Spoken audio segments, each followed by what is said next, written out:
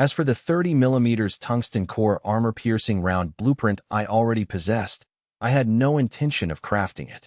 At this rate of fire, the LD-1130 close-in weapon system would burn through all my materials in less than a minute. What a pity, such a long range. After the initial joy, I couldn't help but frown.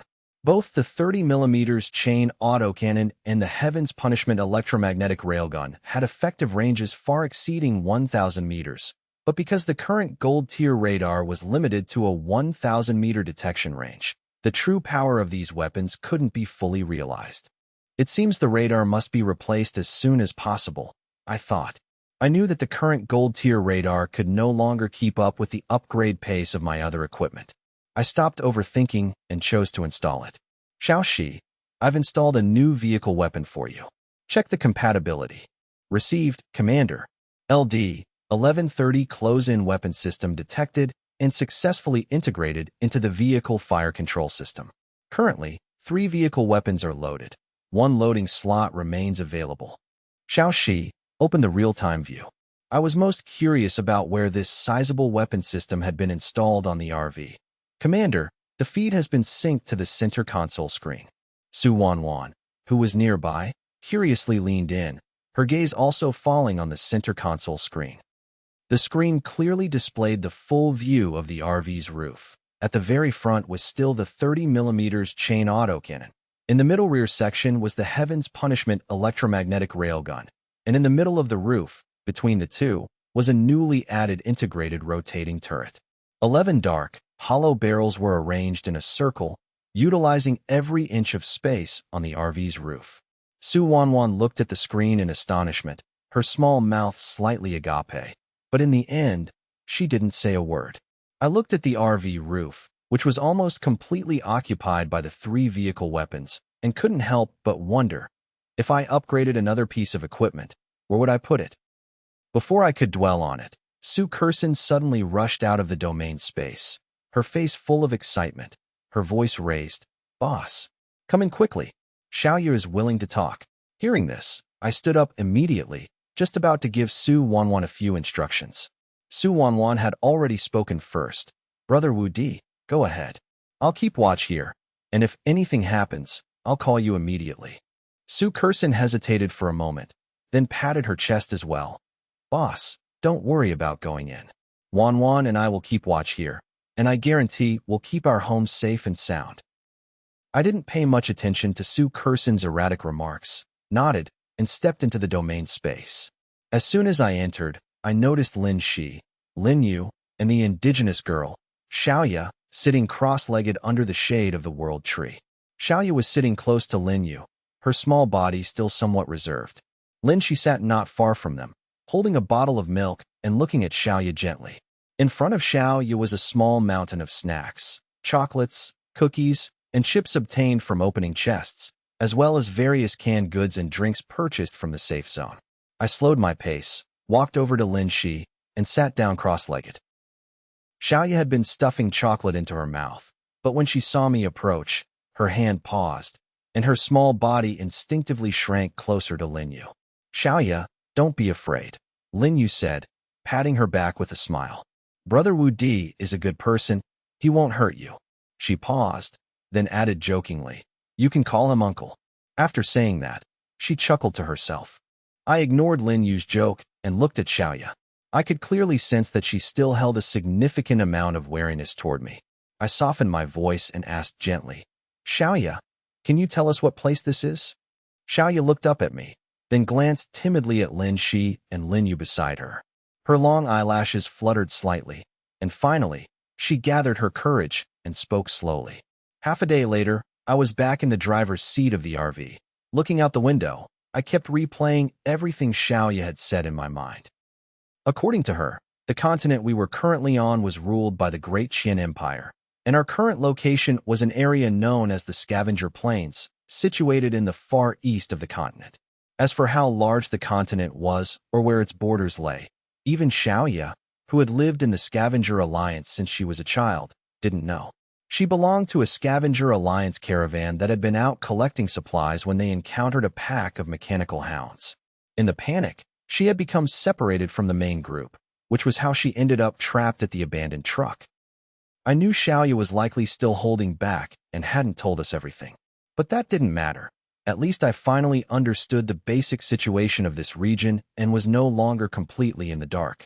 The most important piece of information Xiaoya provided was that not far to the south of our current location, there was a permanent settlement of the Scavenger Alliance, which was also the largest indigenous stronghold on the Scavenger Plains. At this moment, Su Kurson, who had been watching my expression, finally couldn't help but speak up. "Boss, if you're struggling with something, just say it. Maybe we can help you brainstorm. You're just bottling it up, and it's driving me crazy."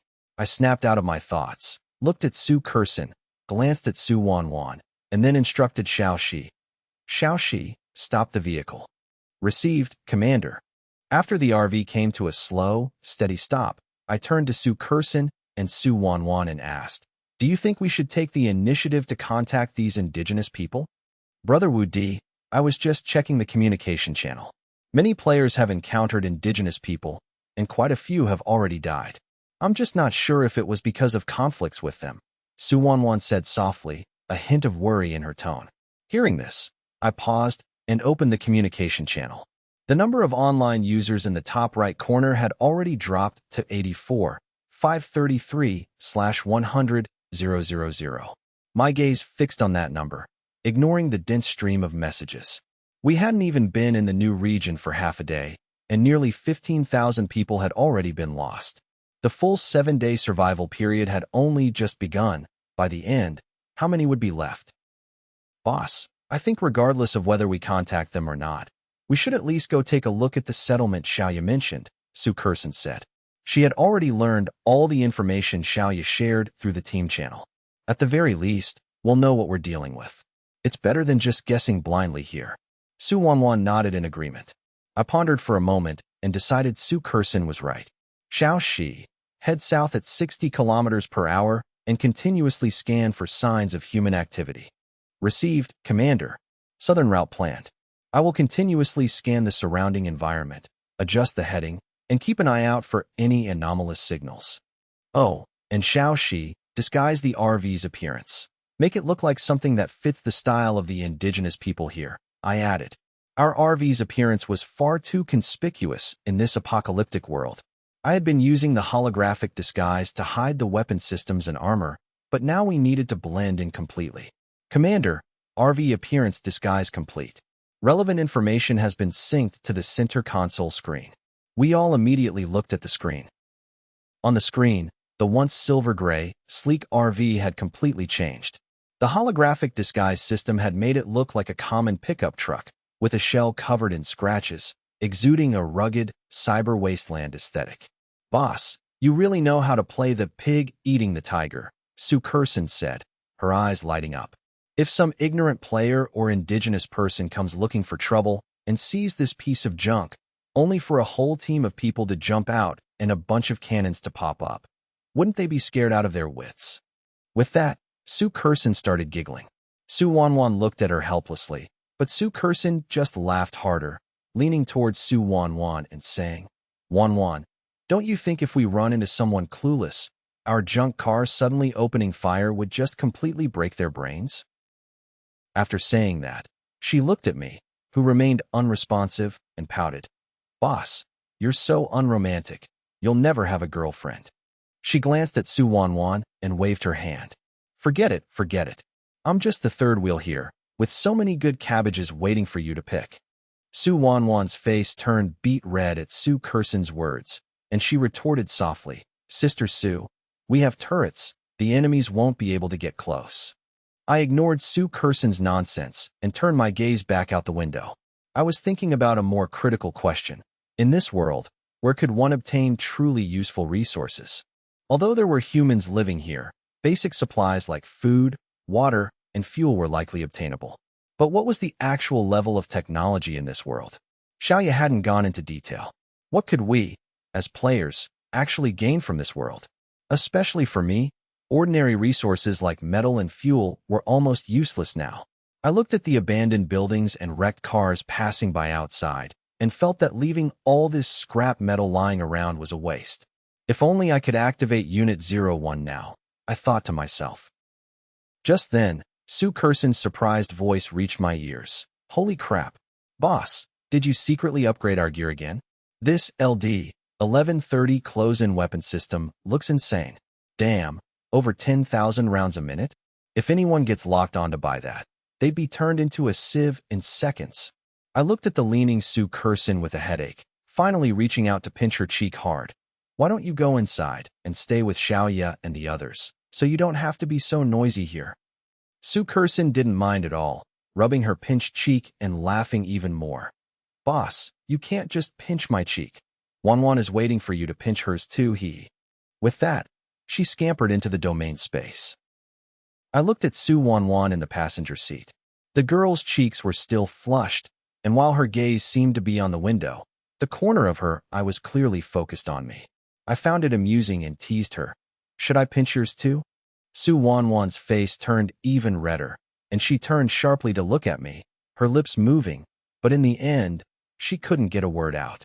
I shook my head helplessly, but before I could speak, Xiaoxi's voice suddenly rang out. Commander, for biological signals detected in an abandoned factory 1,000 meters ahead. Suspected indigenous people. Relevant footage has been synced to the center console screen. Su Wanwan and I immediately set aside our playfulness, our eyes fixed on the screen. The screen clearly showed the scene. In a partially collapsed mechanical factory, for indigenous people were scattered about, heads down, collecting metal parts and usable supplies from the ground. The four consisted of 3 men and 1 woman, all with standard East Asian features, their faces smeared with oil and dust. They wore worn-out, durable work clothes, with knives and firearms holstered at their waists. Their movements were skilled and vigilant. Every time they bent down to pick up a part, they would scan the surrounding environment first. At the entrance of the factory sat a rugged 4-wheeled vehicle.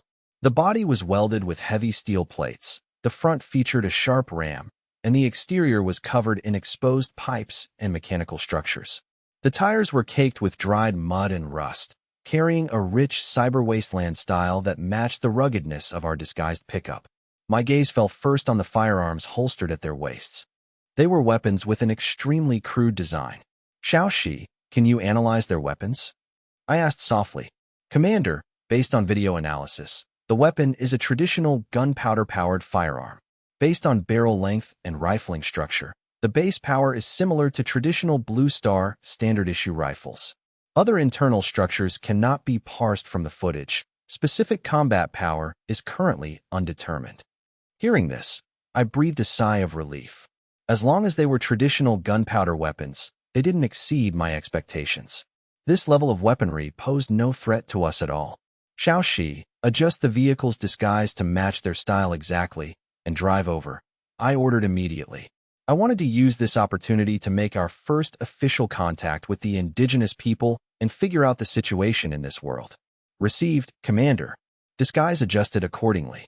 The RV drove silently toward the abandoned factory, without a hint of engine roar, gliding over the gravel road like a ghost. In just over 10 seconds, we arrived at the factory entrance, stopping steadily about 20 meters away from the 4 people. The 4 people in the factory finally noticed the movement, jerking their heads up. Their bodies tensed instantly, entering a state of high alert.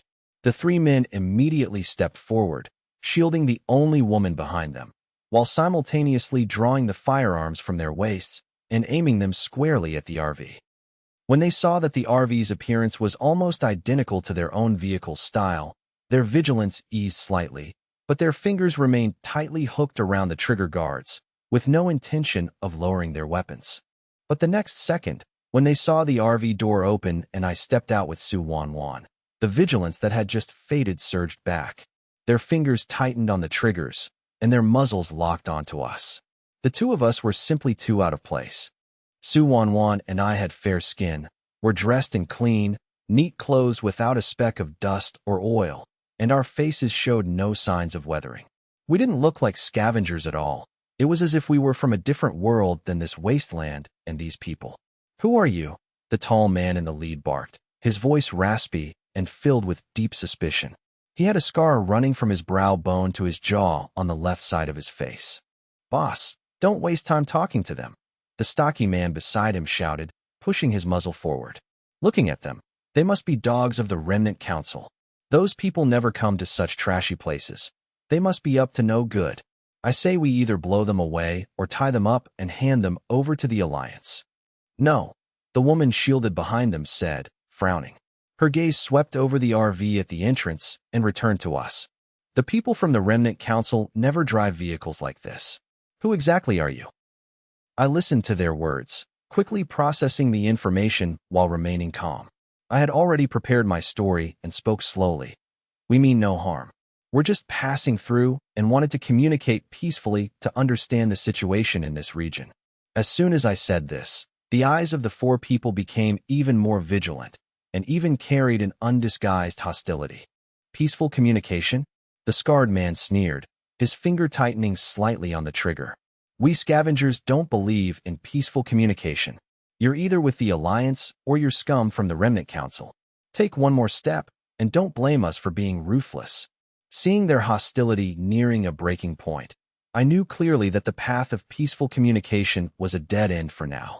Just as the scarred man's finger was about to squeeze the trigger, I moved. My figure blurred into a mere shadow, leaving only a faint afterimage behind. In the blink of an eye, I was standing before the four of them. They didn't even see my movements. They only felt a flash before their eyes, followed by a sharp pain in the back of their necks. Everything went black, and before they could even fire a shot, they collapsed in unison, completely unconscious. The entire process took less than half a second. Su Wanwan stood where she was, stunned by the sight of the four men falling instantly. Although she knew I was powerful, she hadn't expected me to resolve the situation in such a direct manner.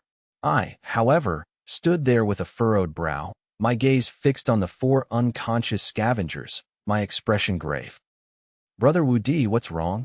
Su Wanwan hurried over, asking in a low voice as she noticed my serious look. Their constitution attributes are abnormal, I said slowly, a hint of surprise in my tone. Su Wanwan didn't quite catch my meaning and looked at me with confusion. Their constitution attributes are definitely over 20. I crouched down and pressed against the arm muscles of one of the men. Their reaction speed and muscle tension far exceed the limits of an ordinary human. Go find some high-strength wire and tie up their hands and feet, I said to Su Wanwan as I stood up. Understood. Su Wanwan nodded immediately and hurried away. I bent down to pick up the firearm that had fallen to the ground. When I saw it on the center console screen, it looked primitive and rough, but holding it now, I could feel its significant weight. The welds on the body were seamless, and it was polished to a smooth finish. A genuine piece of handcrafted excellence without a trace of shoddy workmanship. With a thought, I attempted to store the gun in my personal space. To my surprise, the system actually recognized this handcrafted rifle and successfully stored it. My eyes fell on the system attribute panel that popped up. Quenched hand-forged rifle, purple quality bolt-action rifle, 7.62 mm caliber, 800 m effective range, 30 round capacity. The barrel is hand-quenched and precision-rifled, offering outstanding ballistic stability, significantly reduced recoil, and increased muzzle velocity. It has a chance to trigger a forced armor-piercing effect upon firing, capable of penetrating homogeneous steel plates and dealing extra damage to armored targets and mechanical units. Compatible with various 7.62 mm ammunition types. Extremely low failure rate. Performance remains unaffected in harsh environments like dust or humidity. Looking at the information on the panel, a look of astonishment appeared on my face. I never expected this seemingly plain firearm, which even bore manual welding marks, to be of purple quality, and its power was far greater than what she had analyzed from the footage. I casually picked up a short blade that had fallen nearby and tried to store it, but the system only classified it as common quality. No special bonuses, completely unremarkable. I bent down and collected the remaining 3 rifles and the ammunition belts from the 4 men, storing them all in my personal space. Without exception, they were all of the same purple quality. This was enough to show that this world possessed manual forging capabilities far beyond my expectations. After collecting all the weapons, I walked over to the scavenger's vehicle. Up close, it looked even rougher than it had on the screen. The steel plates on the body were clearly hand-welded, over a dozen millimeters thick, with uneven weld marks still visible along the edges. The ramming prow on the front was covered in scratches of varying depths and bite marks from mechanical gear blades. I opened the door, jumped into the driver's seat, and began a careful inspection. The interior had long since been stripped bare, leaving only a modified dashboard and messy wiring. The throttle and brake had been reinforced. After looking around, I jumped out of the car, feeling somewhat disappointed. This intimidating-looking vehicle was essentially just a standard fuel-powered off-road car. Aside from the heavy armor welded to the shell, there was nothing special about it, let alone any high-tech equipment. Beyond half a tank of low-quality fuel and a pile of useless scrap metal, there wasn't even a map to explain the region, let alone any valuable supplies. With a thought, I reached out and attempted to activate the system's dismantling function. So it doesn't work, I muttered to myself. Just like the remains of the mechanical hound, items native to this world could not be dismantled by the system. I looked up and called out to the factory. Xiaoxi, drive the RV inside. The RV slowly drove into the semi-collapsed factory, finally coming to a steady stop in the shadows of a corner, completely hidden from view. I walked to the side of the scavenger's vehicle, grabbed the load-bearing beams at the bottom of the chassis with both hands, and exerted a slight force. Up! With a low grunt, the off-road vehicle, weighing over 3 tons, was lifted by me as easily as if it were an empty cardboard box. I walked with steady steps, carrying the vehicle deep into the factory, and placed it behind a thick load-bearing pillar, completely blocking it from any sight outside. Su Wanwan, who had just finished tying up the men, stared at this scene, dumbfounded. The remaining piece of high-strength wire in her hand nearly dropped to the floor. Although she had long known my strength far exceeded that of an ordinary person, seeing me lift a multi-ton off-road vehicle with one hand still shocked her to the core, leaving her standing there in a daze for a long time. After several seconds, she snapped back to reality, bent down to grab 2 of the unconscious scavengers by their collars, and dragged them quickly into the depths of the factory. Seeing Su Wanwan dragging the men in, I pointed to the shadows in the corner of the factory. Just leave them in the corner. Su Wanwan nodded, efficiently dragging all 4 men to the corner and lining them up on the ground. She tugged at the wire binding their hands and feet to ensure it was secure before turning to walk to my side. Brother Wu Di, what do we do now? Su Wanwan asked softly, her eyes scanning the 4 unconscious scavengers with a hint of vigilance and worry. Wait for them to wake up and see if we can learn the truth about this place through them, I said, leaning against a load-bearing pillar, my gaze passing through a gap in the factory wall to the gray sky outside. Xiaoya is too young, her information is limited, and she's still wary of us, so she might not have told us the whole truth. These people definitely know more than she does. Su Wanwan nodded in understanding, subconsciously tightening her grip on her rifle. Then I'll stand guard here and wait for them to wake up. I waved my hand, my tone relaxed. No need to be so tense. Even if they wake up, their hands and feet are tied. They won't be able to cause any trouble. I paused, then added, go to the RV and get some food and water. Also, tell Lin Yu and the others to stay inside with Xiaoya and not to come out. Leave this to us. Su Wanwan paused for a moment, then realized my intention, nodded, and turned to head back to the RV. I glanced at the system interface. The time was 10:58 a.m. I sat down on the ground casually. Not long after, Su Wanwan returned from the RV carrying compressed biscuits, 2 cans of meat, and several bottles of purified water. Brother Wu Di, I've told them everything, Su Wanwan said, placing the items between us. Lin Yu and the others are staying with Xiaoya in the domain space and won't come out. I nodded, reached out to pick up a pack of compressed biscuits, and tore it open. The situation is special today, so let's just make do for now and figure things out later. Su Wanwan sat down as well, picked up a bottle of purified water, unscrewed it, and took a small sip. We leaned against the pillar and had a simple lunch in the empty factory. Time passed slowly. After about half an hour, the 4 scavengers tied in the corner began to groan and slowly wake up. The first to wake was the scarred man. He opened his eyes wide, his pupils contracting sharply. His first instinct was to reach for the gun at his waist, only to find his hands and feet firmly bound, leaving him unable to move. He tensed his muscles, looked up, and immediately saw me and Su Wanwan nearby, his eyes erupting with intense hostility and anger. "What the hell do you want?" the scarred man barked, his voice raspy like grinding stones, filled with fury. His shout woke the other three. As soon as the short, stocky man saw the scene, his eyes turned red, and he began to curse. "You dog-begotten remnant council scum. If you've got the guts, let me go. Let's fight one-on-one." The woman and the young man who had been protected behind them also woke up. Both looked toward me with vigilance, their bodies tense, struggling desperately against their bindings. But the wire was extremely tough. No matter how hard they pulled, it didn't budge, only digging into their wrists until they turned red. I'll say it again. We are not from the Remnant Council.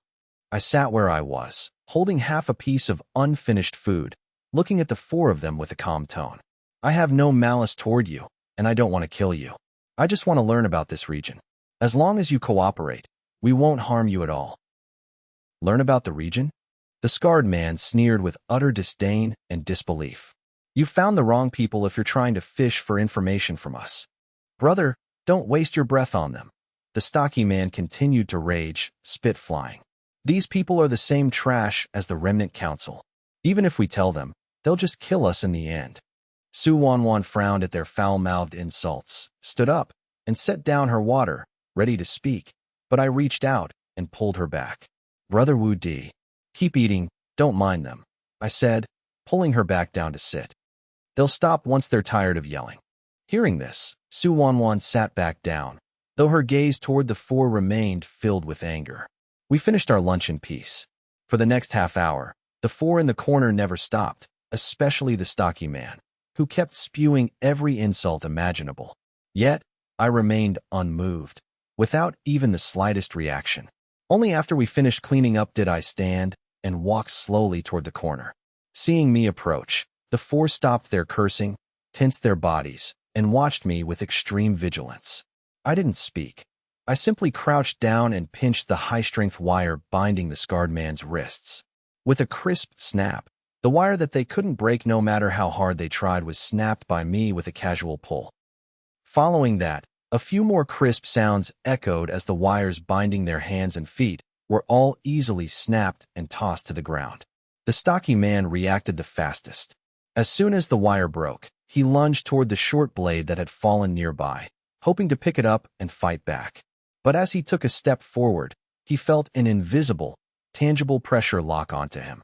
My gaze fell upon him, and despite me making no move, he froze, his blood feeling as if it had turned to ice, and he dared not take another step. If I wanted to kill you, you would have died when you passed out earlier. You wouldn't have lived to wake up, I said slowly, my voice low but carrying an unquestionable pressure. I untied you to communicate as equals, not to give you a chance to fight. If you want to fight, I don't mind knocking you out again. The scarred man immediately stepped forward, grabbing the stocky man who was still trying to act out. He stared at me, his eyes full of vigilance and a hint of shock he couldn't hide. He could clearly feel that the strength of the man before him had reached a level they couldn't comprehend. If I really wanted to fight, the four of them combined wouldn't last a second. Just as the atmosphere in the factory reached a stalemate, a dense, grinding sound like gears rubbing together suddenly erupted outside, accompanied by the harsh screech of metal claws scraping against gravel. The sound grew louder, approaching the factory rapidly, and there were many of them. The four men turned pale, their breathing hitching. "It's mechanical hounds," the woman cried out, her voice filled with unconcealable fear. Judging by the sound, there are at least a dozen. The stocky man lost his arrogance, cursing in a wretched tone. Damn it! Why now of all times? The four of them, at their peak with guns, would have to fight with everything they had just to deal with one mechanical hound. With a dozen surrounding them, they had no chance of survival. Especially now, without their guns, they were dead if they were surrounded. Xiaoxi, clear the targets. They only heard me say this, and in the next second, a dull, dense roar of autocannons erupted with a powerful, rhythmic cadence. The screeching and scraping sounds outside were instantly drowned out by the roar of the cannons. In less than 2 seconds, the firing stopped abruptly, and the area outside the factory returned to a deathly silence, with not even the sound of machinery running. The whole process was so fast that the four of them couldn't even react. They stood there in a daze, their faces filled with disbelief, their mouths hanging open. A dozen mechanical hounds, just like that, cleared in 2 seconds? I walked to the factory entrance and glanced outside. The dozen mechanical hounds had been reduced to a pile of scattered scrap metal strewn across the open ground, not even a complete corpse remaining. I turned back to the four, who were still stunned, and tossed the purified water and unopened cans of meat Su Wanwan had brought over onto the ground in front of them. Now, can we have a proper talk? The four looked at the clean water and sealed meat cans on the ground, then at the wreckage of the mechanical hounds at the entrance, and finally at the unremarkable pickup truck in the corner of the factory. They all swallowed hard. In this barren wasteland, clean water and food were harder currency than gold, yet I had produced them so casually. What shocked them even more was that a dozen mechanical hounds, which would have cost them their lives, had been cleared in 2 seconds. They still couldn't figure out where that beat-up car, which looked no different from their own, had fired such intense firepower. They finally understood that if I had truly held malice toward them, they wouldn't have even had the right to resist from the very beginning.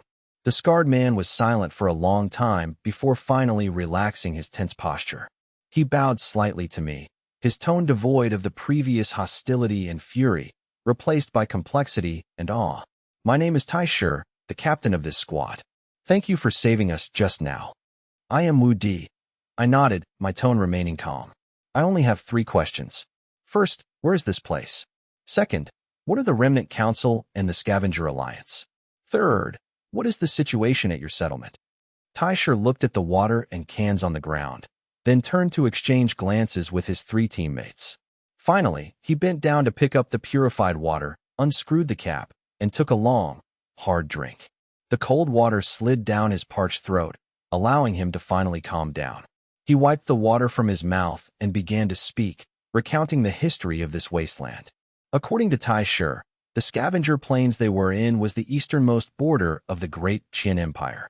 300 years ago, this had been the empire's largest military manufacturing base, with the entire plain covered in military factories, smelters, and weapons research institutes, supporting half of the Great Qin Empire's military industry. Then, a mechanical cataclysm swept across the country.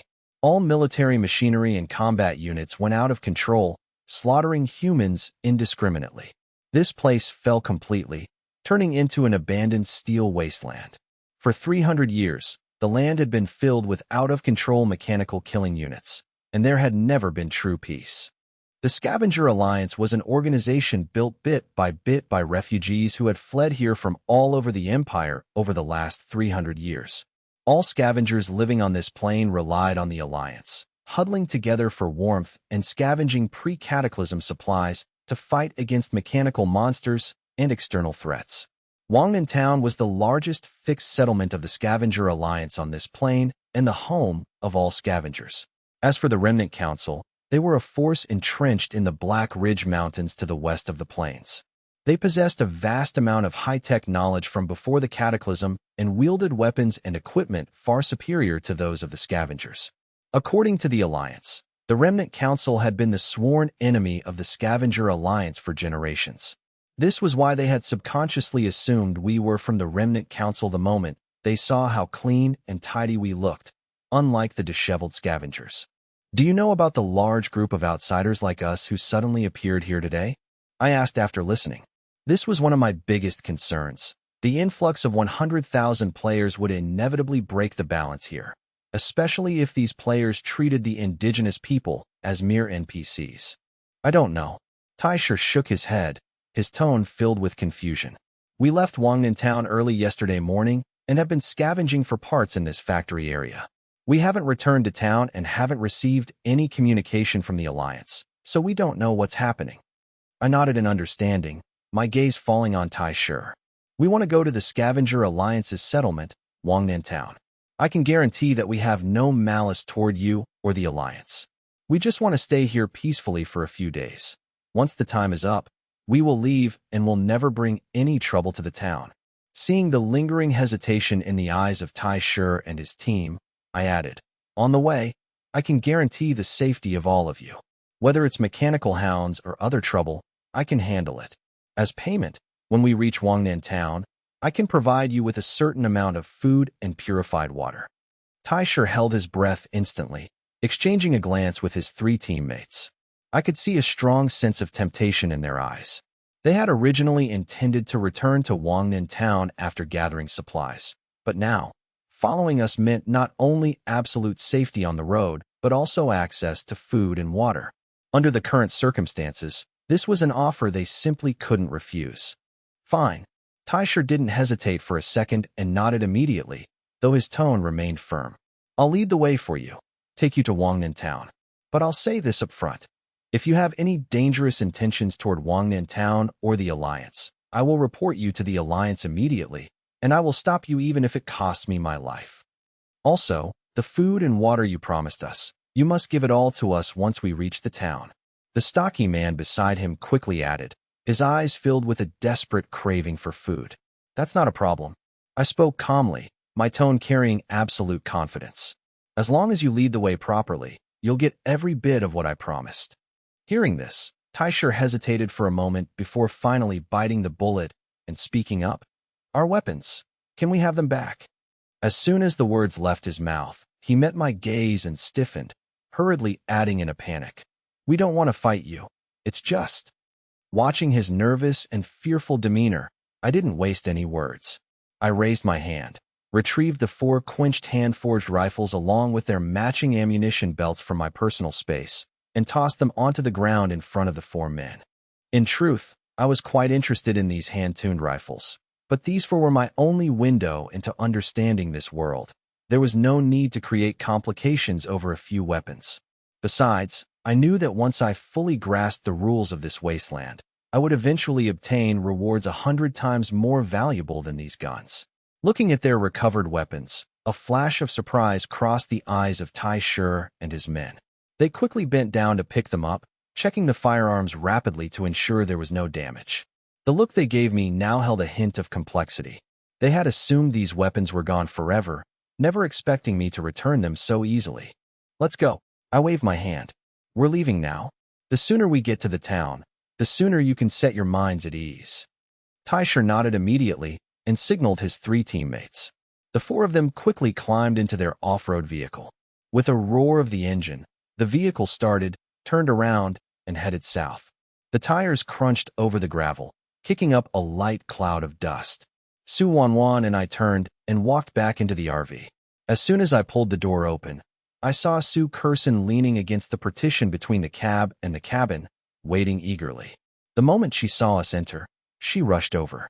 Boss, you're finally back. Su Kurson clapped her hands, her tone full of annoyance. Next time there's dirty work like confronting people or fighting monsters, let me do it. I looked helplessly at the excited Su Kurson and sat down in the driver's seat. All right, there will be plenty of opportunities for you to show off later. I turned to the center console screen and commanded, Xiao Shi, follow the off-road vehicle in front. Keep a safe distance and don't lose them. Received, Commander. Target vehicle locked. Maintaining a 50-meter distance for continuous tracking. The RV started slowly, following steadily behind the Taisher squad's vehicle as it headed south. Su Kurson still wouldn't give up. She leaned over to the driver's seat, gripping the backrest, and asked, Boss, what was the attitude of those indigenous people toward us? Wanwan said they were skilled. Is that true? If we really fought, could we win? Recalling the explosive force they displayed when they resisted earlier, I replied calmly. In a one-on-one fight, they probably aren't your match, but they are definitely stronger than most players. Although I didn't know their exact physical stats, I could clearly sense that their physical strength far exceeded the limits of humans from Blue Star, likely well above 50 points. Just as I was speaking, Lin Shi and Lin Yu walked out of the domain space, holding Xiaoya's hand. Xiaoya still seemed a bit timid, staying close to Lin Yu. When she saw me, she glanced up quickly, a flash of complex emotion in her eyes, before lowering her head again, her long eyelashes hiding her thoughts. Brother Wudi, are you okay? Lin Shi asked softly, her eyes filled with concern. Back when Su Wanwan and I were dealing with the scavengers, Su Wanwan had already relayed the entire situation to the team channel. I'm fine. I shook my head and turned my gaze toward Xiaoya, softening my tone. We're heading to Wangnan Town now. Xiaoya, you must be very familiar with that place, right? Hearing her name, Xiaoya's body trembled slightly, as if startled awake. She looked up and responded in a small voice, yes. I grew up in Wangnan town. Her voice was soft and delicate, carrying a hint of imperceptible tension, and her gaze toward the distance held a mix of indescribable emotions. That's good. Lin Yu gently stroked her hair and smiled. With you there, we won't have to worry about getting lost in the town. Boss, once we get to the town, should we look around? Su Kurson leaned in closer, her tone full of anticipation. I'm quite curious about what a town in this wasteland looks like. Will it be like in the movies, with black markets, taverns, and all sorts of strange things? Sister Su, the indigenous people are so hostile toward us. Maybe we shouldn't show ourselves too openly, Su Wanwan advised softly from the side, her eyes full of caution. I nodded. We'll assess the situation first before making any other plans, especially you. I finished by giving Su Kurson a pointed look, my eyes carrying a clear warning. Got it, got it. Su Kurson waved her hand dismissively, looking unconvinced. I definitely won't cause trouble for you. I'm just curious, that's all. It's not like I'll just go around picking fights, right? Don't worry, I know my limits. No sooner had she spoken than Xiao Shi's voice suddenly echoed in the cabin. Commander, 1,000 meters ahead, a large fixed architectural structure has been detected. The walls are thick, and there are numerous human life signals. It is suspected to be the fixed settlement of the Scavenger Alliance, Wangnan Town. Relevant footage has been synced to the center console screen. The conversation stopped instantly. Everyone crowded around the center console screen and looked toward the front windshield. It was about 1 o'clock in the afternoon, and at the edge of their vision, a towering, massive city wall came into view. Through the clear image on the screen, everyone could see that the wall wasn't made of a single material, but was cast from a mixture of unknown stone and metal, its surface covered in dense welding marks and scratches of varying depths. On the wall, scavengers holding weapons were patrolling back and forth, scanning every inch of the land outside with vigilance.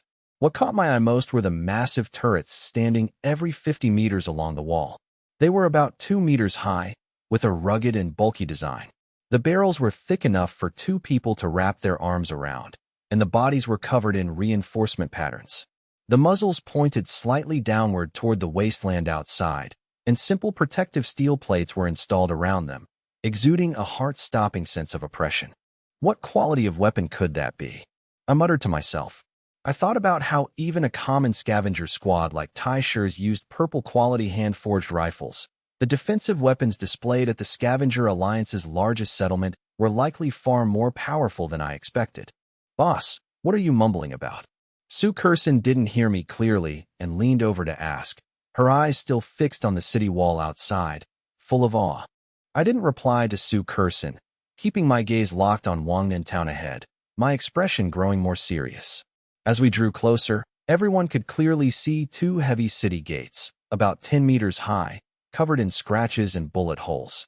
On either side of the gates stood over a dozen guards holding firearms, all of them burly and vigilant, with short blades tucked into their waists. Wow, Xiaoya, is this where you grew up? It looks so magnificent. Lin Yu leaned against the window, unable to help but exclaim in shock. She had never imagined that such a large-scale settlement could be built on this desolate wasteland. Watching the approaching wall, Xiaoya shrank back slightly and replied in a small voice, yes, this is the safest place. The Alliance guards protect us and keep the mechanical monsters out. Her voice lacked Lin Yu's wonder, carrying instead a hint of imperceptible unease. I didn't expect there to be such a large-scale settlement on this wasteland. Lin Shi looked at the towering wall and couldn't help but sigh softly. Su Wanwan remained vigilant, her eyes carefully scanning every guard at the gate, noting their movements and expressions. Just then, the Taisher squad's off-road vehicle suddenly slowed down. The stocky man in the passenger seat leaned out, waved at us, and shouted something. Boss, what is he saying? Su Kurson immediately leaned toward the window, frowning, and subconsciously leaned forward. Miss Su, they are saying we should slow down and stay close. We are approaching the city gate, and there will be guards performing inspections. They told us not to speak out of turn and to let them handle the communication to avoid unnecessary misunderstandings. Xiaoxi's voice sounded immediately. My eyes darkened. Xiaoxi, stay close to them. Reduce the distance to 10 meters. If they make any abnormal moves, don't ask for permission. Just fire a shot at them. Received, Commander. Distance adjusted. Fire control system is on standby and ready to attack at any time. The others in the cabin heard this, and while a flash of surprise crossed their faces, they didn't say anything. Only Xiaoya, upon hearing my words, stiffened visibly. She gripped Lin Yu's hand tightly, her face turning pale, her fingertips trembling slightly. Lin Yu quickly patted her back gently and leaned into her ear to soothe her in a soft, gentle tone. Don't be afraid. Don't be afraid. We'll be fine. Brother Wu Di will protect us. Listening to Lin Yu's comfort, Xiaoya's emotions calmed slightly, though she still stayed close to her, not daring to look up. Under Xiaoxi's precise control, the RV followed closely behind the Taisher squad's vehicle, maintaining a distance of only 10 meters as they slowly drove toward the city gate. From a distance, the wall had seemed imposing enough, but up close, the sense of oppression was overwhelming. The wall was about 20 meters high, looming over us like a mountain cliff. Looking up, one could barely see the top. The two 10-meter-high steel gates stood in silence, their scratches and bullet holes silently recounting past battles. The Taisher squad's vehicle stopped steadily at the gate. Taisher pushed the door open, jumped out, brushed the dust off his clothes, and walked toward the guards. The lead guard was a burly man with a full beard, even taller than Taisher. Seeing Taisher, a playful smile appeared on his face, and the two began to talk in low voices. Xiaoxi, sync their conversation, word for word. I leaned against the driver's seat, my eyes fixed on the two men at the gate, and ordered in a low voice. Received, Commander. Syncing audio now. The next second, Xiaoxi's voice echoed in the cabin, repeating the conversation at the gate word for word. Taisher, didn't you guys head out early yesterday? Why are you only back now? I thought you boys had already been chewed up by the mechanical hounds on the wasteland. The bearded guard patted Taisher on the shoulder, his tone mocking, though his eyes subconsciously swept over the RV disguised as a pickup truck behind them, carrying a hint of imperceptible vigilance. Taisher smiled, his tone filled with relief. Got lucky. Ran into some trouble on the road, but managed to save our lives. The people in that car behind us are drifters we met on the way. They heard Wang in town was safe, so they followed us to try and find a way to survive and stay for a few days. The bearded guard's smile vanished instantly. His face darkened, and his tone became much more serious. Drifters? Taisher, you're not kidding, are you? At a time like this, where would drifters come from? And didn't you receive the notice about the strict inspection order issued by the higher-ups today? The smile on Taisher's face froze, and he looked blank. Strict inspection order? I left the town early yesterday and didn't receive any communications. What happened? Did the Remnant Council come again? It's not the Remnant Council. The bearded guard lowered his voice, looked left and right to ensure no one was paying attention, and leaned into Taisher's ear, his tone heavy. I heard from the higher-ups that it's not just our scavenger planes. Even the Remnant Council to the north and the myriad machine clans territory to the west have suddenly seen a lot of outsiders appearing. Taisher's pupils contracted slightly, and he hurriedly asked, Outsiders? What kind of outsiders? He subconsciously looked back at my pickup truck, his expression turning complex. He finally understood what I meant when I asked him earlier if there were large numbers of outsiders. I haven't seen any alive, but the higher-ups say these people drive all sorts of strange vehicles, completely different from ours. The bearded guard frowned, his tone irritable. Those outsiders are crazy. Most of them attack as soon as they see people, whether it's us scavengers, the Remnant Council, or even our alliance's 3 small settlements. All have been attacked. It's said that while these outsiders aren't very strong individually, there are many of them, and they're fast. They hit and run. Hearing this, Taisher's expression changed completely. He finally understood why the higher-ups had issued an emergency inspection order, and he instantly realized how much risk he was taking by bringing my group into the town. But thinking of my unfathomable strength and the food and water I had promised, he steadied himself and said to the bearded guard, Brother, the ones behind me are really different. They aren't those crazy outsiders. They're just ordinary drifters. And look, their vehicle is no different from ours. Do me a favor and let them in for a few days. If any trouble happens, Tai Shi, will take full responsibility." The bearded guard was silent for a moment, his gaze sweeping over the pickup truck again, confirming it was the most common scavenger model on the wasteland with nothing unusual. He looked at Tai Shi's sincere expression and finally relaxed, though his tone remained serious. "Fine. For the sake of our years as brothers, I'll trust you once. But you know the rules. Don't worry, brother. If something goes wrong, I'll definitely take the blame. I won't implicate you." Tai Shi nodded hurriedly, the stone in his heart finally dropping. He turned back to his off-road vehicle, bent down to take the 2 cans of meat and 2 bottles of purified water I had given them from the passenger seat, and walked back to the guard, stuffing them into his hands. "Brother, this is a small token of my appreciation. I definitely don't want to make things difficult for you." The bearded guard skillfully tucked the items into his coat. His fingertips touched the cold cans, his eyes lit up, and he couldn't help but look at Tai Shi again. "Good stuff. Looks like you guys had a big haul out there to get this much clean canned food and water." Tai Shi gave a simple, honest smile and waved his hand. "Just luck. That's all we have. The rest we have to save to survive." "All right, go on in." The bearded guard patted his shoulder and added a final warning. "Keep an eye out these next few days. If you see those strange-looking vehicles or people dressed too cleanly to be scavengers, be extra careful. It's best to report it to the security office immediately if you encounter them. The higher-ups are watching this matter closely." "Got it, brother. Thanks." Tai Shi nodded, turned, and returned to his off-road vehicle. He waved at the bearded guard, and the vehicle slowly started, driving toward the open gate. He even lowered the window to wave at me, signaling for us to follow. In the cabin, Sue Curson heard the entire conversation and couldn't help but sneer. "They're smart enough not to pull any tricks behind our backs. If they dared to gossip with the guards, I'd go down there and dismantle their junk car myself." I didn't speak, just watched the gate calmly. I knew clearly that Tai Shi was only being cooperative because he feared my strength and wanted the food and water I had promised. On this cannibalistic wasteland, there are no eternal friends, only eternal interests. As for what we would encounter once we entered the town, whether it would be a blessing or a curse, that remained to be seen. Just then, Tai Shi waved at the RV again, signaling us to hurry up. I took a deep breath and ordered Xiaoxi. "Xiaoxi, follow them." "Received, Commander." The RV drove in slowly. The guards on either side of the gate just glanced at the ordinary pickup truck, didn't ask any questions, and didn't even bother to come over for an inspection before letting us pass. Passing through the heavy steel gate, the full view of Wangnan town finally revealed itself to us bit by bit. But the scene before our eyes was completely different from what everyone had imagined. The city wall outside was towering and solid, exuding an indestructible aura, but inside the gate, it was a scene of decay and chaos.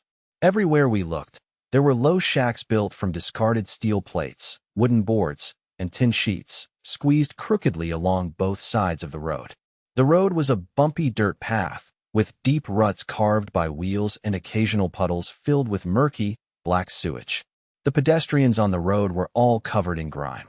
Occasionally, we saw guards holding firearms walking by, their steps hurried, their expressions serious, their eyes scanning the crowd with undisguised vigilance. "Xiaoxi, make sure to record all information along the way. Don't miss any details." I leaned against the driver's seat, scanning every corner outside the window, and ordered in a low voice. "Received, Commander." Xiaoxi has begun recording. "All information will be synced and archived." I nodded slowly, my gaze never leaving the window. "No way. This is Wangnan town." Sue Curson leaned against the window, her face full of disbelief. The wall outside looked so tall and magnificent, but it's so broken inside. It's completely different from what I imagined. I thought there would at least be a few decent streets. This is too broken. Compared to the wasteland outside, it just has a few more walls. Lin Yu couldn't help but frown, looking at the dilapidated scene outside with surprise. She had originally thought that a settlement capable of building such high walls would be clean and tidy, even if not prosperous, but she hadn't expected this. Just then, Xiaoya, who had been silent and barely said a word, suddenly spoke in a small voice. "This is the outer city, where ordinary drifters and scavengers live. The people in the cabin stopped their discussion instantly and looked at Xiaoyu in unison. Being stared at by so many eyes, Xiaoyu panicked instantly. She shrank back, immediately hiding behind Lin Yu, revealing only half of her little head, her small hands gripping Lin Yu's clothes tightly, not daring to speak again. Don't be afraid, don't be afraid. We're just curious, we don't mean anything else by it. Lin Yu quickly turned around, shielding her in her arms, gently stroking her hair and coaxing her softly. Xiaoyu, why don't you tell your big sister? Under Lin Yu's soothing, Xiaoya's emotions calmed down slightly. She remained timid, her voice as faint as a mosquito's hum. There's an inner city in the middle of the town. That's where the big shots of the Alliance live. The Guard Corps and the Arsenal are all in there too. Ordinary scavengers like us can't get in at all. I've only heard others say that it's very beautiful inside, with clean houses and water and food that you don't have to fight for. I listened to Xiaoya's words and looked at the dilapidated scene outside the window, my face showing no surprise at all. No matter the environment, class always exists. Especially in this doomsday setting where resources are scarce and life is precarious, power and resources only become more concentrated. Just then, Taisher's off-road vehicle in front suddenly came to a halt. My RV slowed down and stopped steadily behind the off-road vehicle. I looked out. This was an open space enclosed by barbed wire, with over a dozen scavenger off-road vehicles and pickups parked haphazardly. The ground was covered in oil stains and discarded parts, looking like a crude open-air parking lot. Observing the situation, I slowly stood up and said in a deep voice to the others in the cabin, "All of you stay in the vehicle. Do not come out." With that, I pushed open the cabin door and stepped out alone. Taisher had already climbed out of his off-road vehicle and was waiting by the side. Seeing me get out, he hurried over, though his steps were hesitant. His body was slightly tense, and his eyes were full of wariness, even a hint of trepidation, as if he feared I might suddenly lash out. Mr. Wu. Taisher swallowed hard and spoke in a low voice. There are rules in the town. Except for the vehicles of the Guard Corps and the Alliance, no private vehicle is allowed to drive within the city. They must be parked in this lot. I'll find a temporary place for you to stay, not far from here. I'll take you there. I looked at his nervous state, my expression calm. I didn't speak, just gave a faint nod. Taisher felt unnerved by my gaze and quickly added, his voice trembling slightly. I'm telling the truth. I'm definitely not lying to you. Those are the town's rules. If I've said even half a lie, you can do whatever you want with me. Finally, I spoke slowly, my voice calm and ripple-free.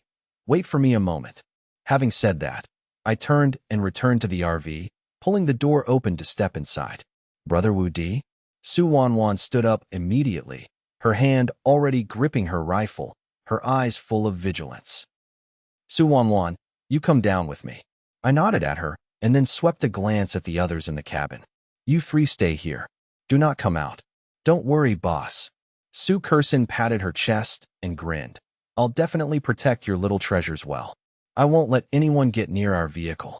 I glared at her fiercely, ignored her, and turned to walk to the coffee table in the cabin.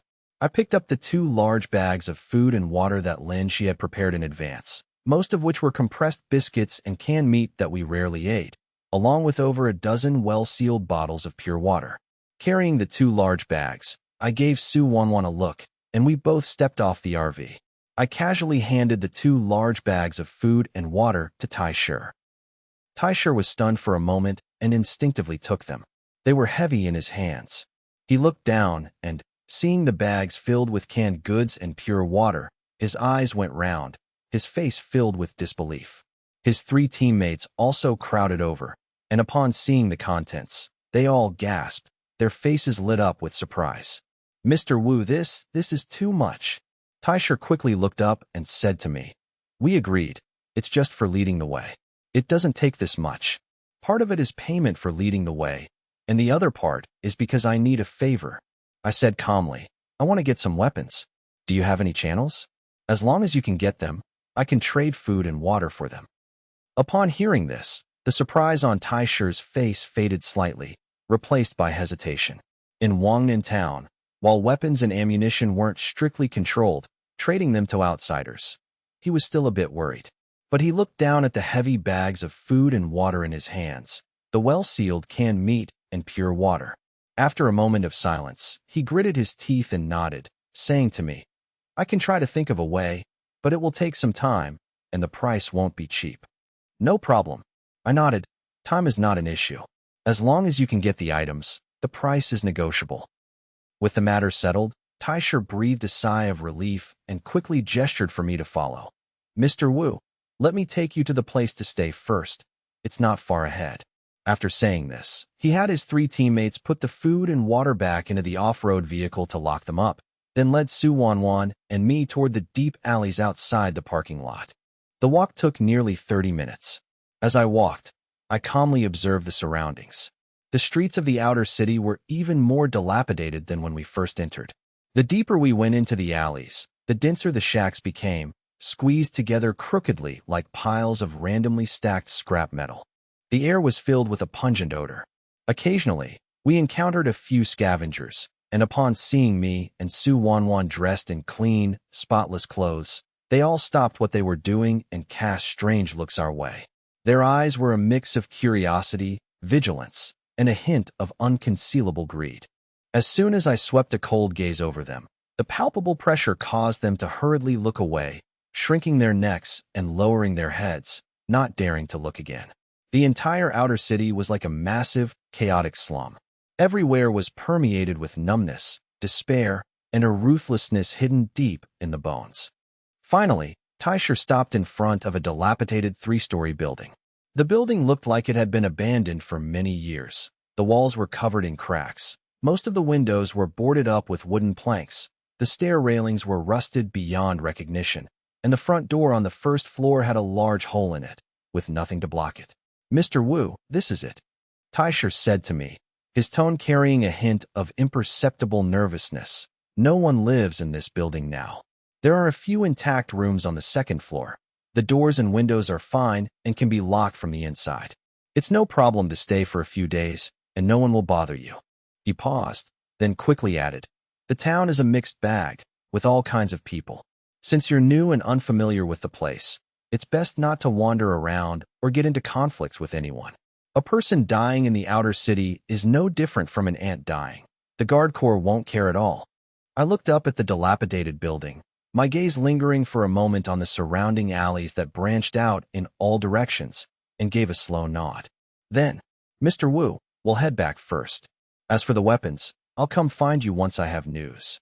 Taisher, seeing that I had no reaction, still felt apprehensive and spoke quickly, his feet instinctively taking a half-step back. I responded flatly. Taisher, as if granted amnesty, bowed slightly to me, turned, and walked away quickly. He couldn't help but look back repeatedly as he left, only picking up his pace once he turned into the depths of the alley and his figure disappeared completely. Not until Taisher's presence had completely vanished from my perception did Su Wanwan speak softly. "Brother Wu Di, I feel like something is wrong. The place he found for us is too remote.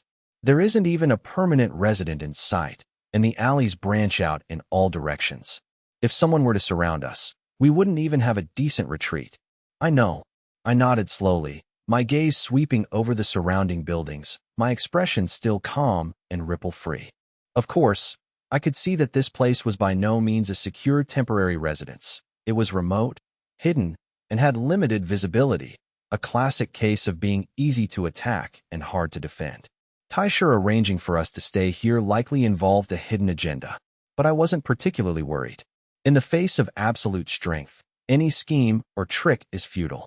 If something were to happen, I was confident I could get Su Wanwan out unscathed.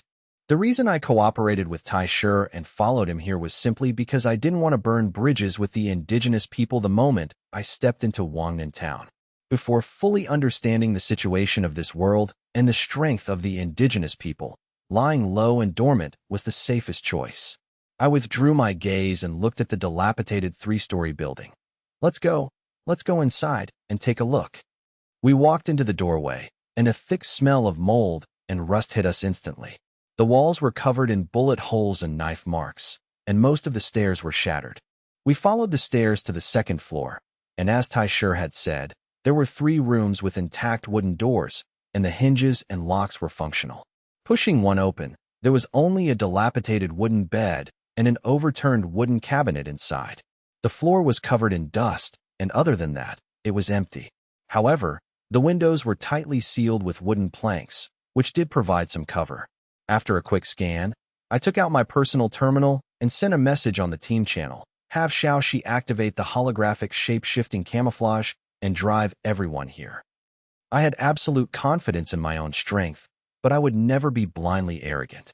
At least until I fully understood the overall strength of Wangnan Town, especially the hidden trump cards of the inner city. Staying in the RV equipped with red quality primordial construct armor was far safer than staying in this drafty, broken building. Less than 10 minutes after the message was sent, Lin Shi's reply came through the team channel. Brother Wu Di, we're already at the entrance. Su Wanwan and I immediately turned and went downstairs. We walked to the entrance of the building and looked out, but the space in front was empty, with only dust kicked up by the wind. Forget the RV, we couldn't even see a shadow of a vehicle. If it weren't for the clear location on the team channel showing the RV was right there, 3 meters away, we wouldn't have even detected any trace of a vehicle. At this moment, I finally felt that the gold quality item, holographic shape-shifting camouflage, which hadn't seemed very useful before, had finally proven its true value. The next second, the air in front of us distorted slightly, and on the previously empty ground, the open door of the RV appeared. Su Wanwan and I stepped onto the vehicle and saw Su Kersen, Lin Shi, Lin Yu, and Xiaoya all gathered around the coffee table, looking in our direction. Boss, you're finally back. Su Kersen was the first to rush over, her tone full of irrepressible excitement. How was it? When are we going to make a move? Sister Su, Lin Shi reached out to pull her back helplessly, then walked quickly to me and asked softly, Brother Wu Di, did anything unexpected happen? Not for now. I sat down by the driver's seat, my gaze sweeping across the surrounding environment scan on the center console screen, and spoke slowly. I'm planning to trade food and water with him for a batch of local weapons. Huh? Boss, we don't lack weapons. Su Kersen's eyes widened immediately. I turned and glared at her. Lin Shi, meanwhile, immediately composed herself and spoke with a grave tone. Brother Wu Di, you should take a look at the communication channel first. Many players are treating these indigenous people as system NPCs and are preparing to hunt them to grab equipment and supplies. And some people are saying that there are indigenous people hunting incoming players too, Lin Yu added in a low voice. They say those indigenous people have very powerful weapons. Many players' vehicles have been shot through, and both the people and the vehicles were wiped out. As they were talking, Xiaoya, who had been timidly shrinking behind Lin Yu, suddenly raised her head and whispered, Those people, they are very likely from the Remnant Council. The Alliance leader says they often capture people to take back for experiments. Many scavengers have been taken by them and never came back. Her voice was soft and delicate, yet carried an unconcealable fear. I looked at Xiaoya, nodded slowly, and then raised my hand to open the communication channel. The first thing my eyes landed on was the glaring number in the top right corner of the channel. Current region online count, 82385/100000. In just half a day, nearly 2,000 more players had perished, and the total number of casualties had already exceeded 17,000. Messages in the channel were refreshing rapidly, with dense posts scrolling crazily. Don't be cowards. These indigenous people are just NPCs provided by the system. Kill them to get gear and supplies. I just slaughtered 2 and got 2 purple quality rifles. These indigenous people are so fierce. If I hadn't run fast, my vehicle would have been blown up. Just ran into an indigenous convoy. They chased me for a long time.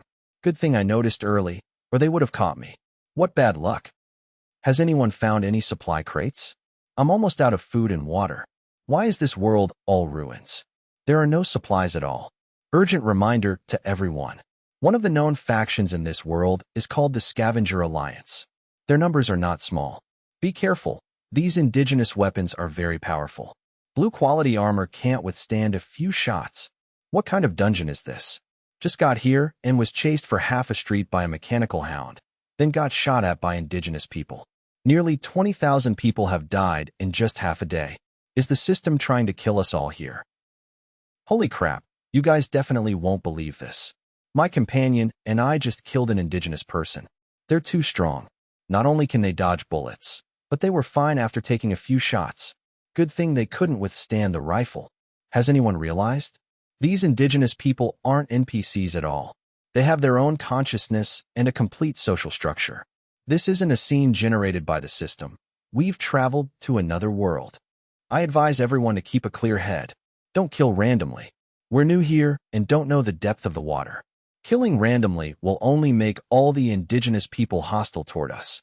If that happens, we'll all be public enemies, and no one will survive these 7 days.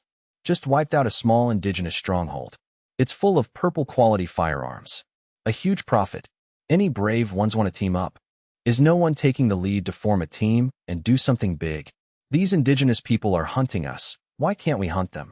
Rank 358 in the global rankings, leading a hunting team. 50/50th split on supplies. If you want to join, go to the trading channel, search for 7.62mm bullets, and click buy. I'll add you as a friend. Everyone calm down. Everyone who has died so far was the one who started it. Those who are lying low and scouting the environment are mostly fine. The system's requirement is to survive for 7 days, not for you to kill and loot. If you want to live, lie low and don't bring disaster upon all the players. Don't trust that guy ranked 358 globally. Damn it, 1 bullet for 10 bottles of water. I've already been scammed. F**********. Don't let me find out who you are. I scanned through these frantically scrolling messages, my expression remaining completely calm. I wasn't surprised by the players' reactions at all. After all, from the moment they entered this survival world, every monster and every crisis they encountered was dungeon content generated by the system, which had long ago formed a fixed mindset of kill the target to get rewards. Even if they were a bit panicked by the sudden wave of deaths upon entering a new area, half a day was enough for the vast majority of players to react and treat these indigenous people as new farmable targets. Seeing me look up, the others in the cabin stopped talking and looked at me in unison. Sue Curson was the first to rush over, saying excitedly, "Boss, you saw it too. Other players are starting to team up. What about us?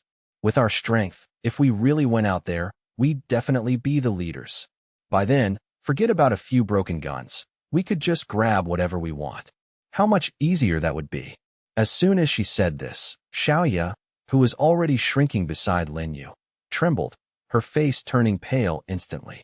Her small hands gripped Lin Yu's clothes tightly, her shoulders shaking slightly, and she didn't even dare to raise her head, her eyes instantly misting over. Seeing this, Su Wanwan quickly reached out to pull Sue Curson's arm and gave her a look.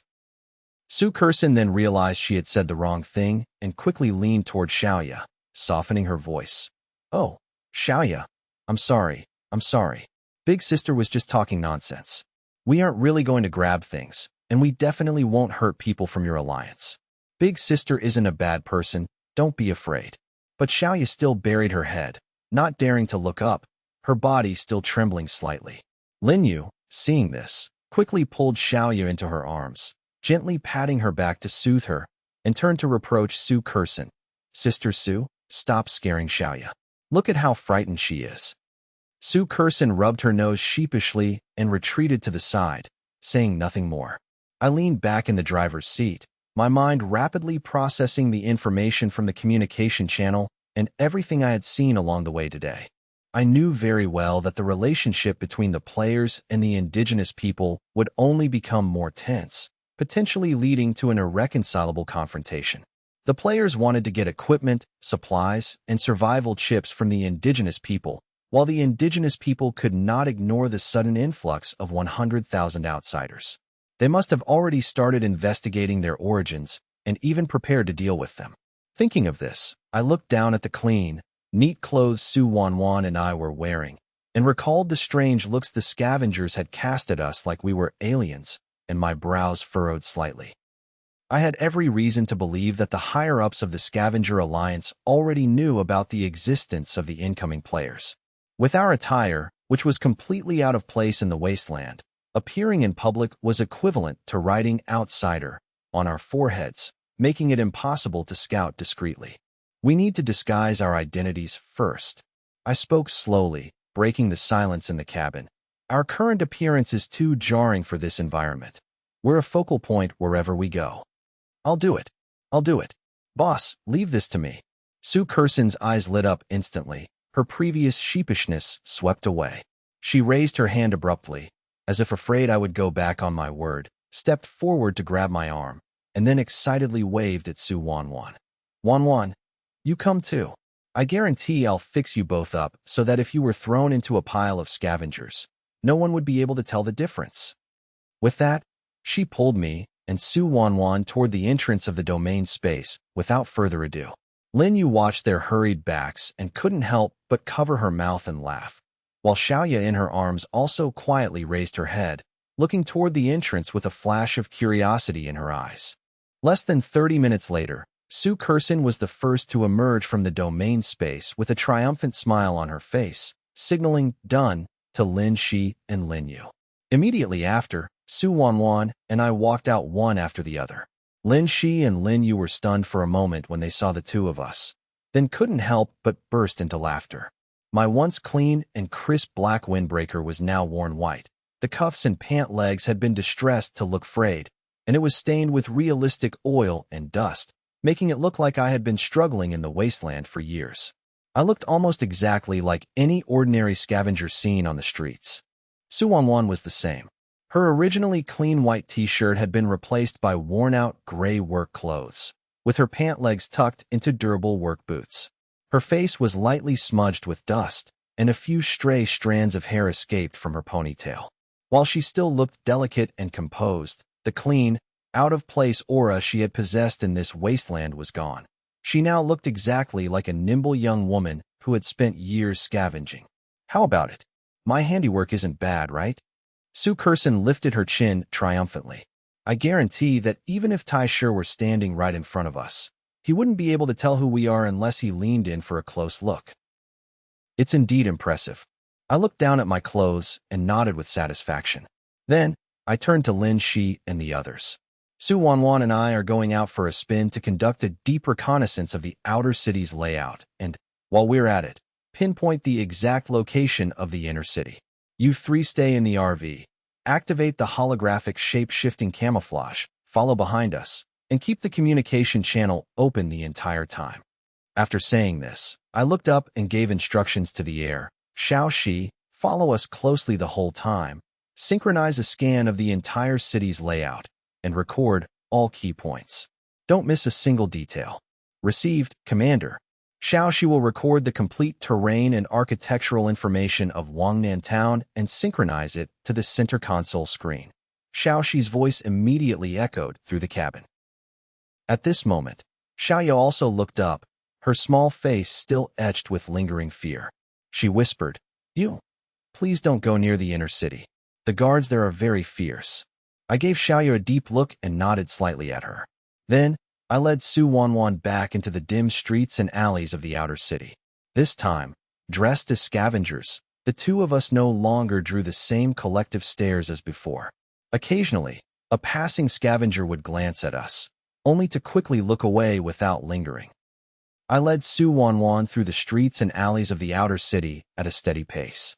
We didn't move quickly, but I took in every detail of the situation along the way. As we walked, I calmly observed the distribution of the surrounding buildings. The entire outer city of Wangnan Town was far more massive than I had imagined when we first entered. The crisscrossing streets and alleys were like a giant spiderweb, spreading out in circles around the inner city at the center. Along the way, besides the dense clusters of makeshift shacks, I could occasionally see some abandoned large-scale factory buildings. Yet, the deeper we went into the alleys, the more clearly I could feel the thick, inescapable despair hanging over this land. Most of the scavengers on the street were sallow and thin, their eyes numb and hollow. In the corners along the road, I could see elderly people curled up from time to time. After spending a full 2 hours wandering the outer city and crossing over a dozen intersecting main roads, I finally stopped and looked toward the center of the town. I saw that at the edge of my vision, a tall, silver-gray city wall, like a dormant steel dragon, stretched across the very center of the town, completely isolating the chaos and decay of the outer city. This wall was cast entirely from an unknown metal. The surface was smooth and flat, without a single crack, and it stood 10 meters high. Directly facing us was a heavy gate, also made of solid metal. Standing at the entrance were over 20 members of the Guard Corps holding rifles. Each one was burly with a cold expression, carrying standard-issue short blades at their waists, and wearing uniform metal armor. The level of security was an order of magnitude higher than that of the outer city gate. What made me narrow my eyes slightly was the seemingly empty metal wall. There wasn't a single patrolling guard on top, nor were there the bulky, exposed turrets found on the outer city walls. The surface was completely bare, appearing to have no defenses at all.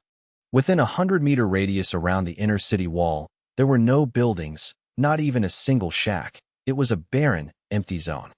At this moment, Su Wanwan suddenly lowered her voice and said, "Brother Wu Di, Lin Yu says in the team channel that there is strong electromagnetic interference in the inner city area. Shaoxi's standard scanning cannot penetrate it. She asks if we should consume energy to initiate a deep scan to force an investigation of the interior." I looked at the inner city wall not far away and remained silent for a moment. No need. I stood in place, observing the inner city wall quietly for a few minutes from across the 100-meter warning zone, then gave Su Wanwan a slight signal and turned to leave.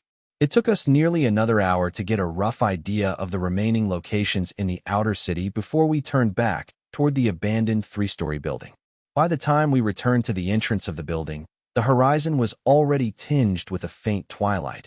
It was exactly 4:50 p.m. As soon as Su Wanwan and I returned to the RV, Su Kurson immediately crowded around us. I walked straight to the center console screen and instructed the air. "Shaoxi, have you scanned the complete layout of Wangnan Town yet?" "Commander, terrain scanning and 3D layout mapping of 100% of the outer city of Wangnan Town have been completed. The complete map has been synchronized to the center console screen. There is strong electromagnetic signal shielding in the inner city area, making it impossible to probe the internal layout." The next second, the center console screen lit up, and a complete 3D layout of the outer city of Wangnan Town was clearly displayed before everyone. Looking at the dense street and building labels on the screen, as well as the crisscrossing hidden passages, everyone in the cabin couldn't help but gasp. This Wangnan Town was far larger than we had imagined when we entered. The entire outer city spread out in an irregular circle with the inner city as its center, spanning 8 kilometers east to west and 6 kilometers north to south. The total area was nearly 50 square kilometers, equivalent to the scale of a complete small county. The streets and alleys inside were crisscrossed like a dense spiderweb. "My God, it's actually this big?" Lin Yu's eyes widened in disbelief, her small hand instinctively covering her mouth. "Commander, there are approximately 6,548 human signals in the outer city of Wangnan Town, mainly concentrated near the core area of the inner city. There are also a large number of vacant, abandoned buildings." Shaoxi's voice sounded again.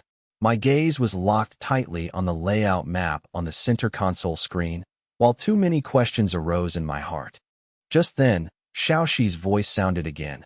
"Commander, a human target is detected approaching rapidly. Only one person. The direction of movement is toward the current building location.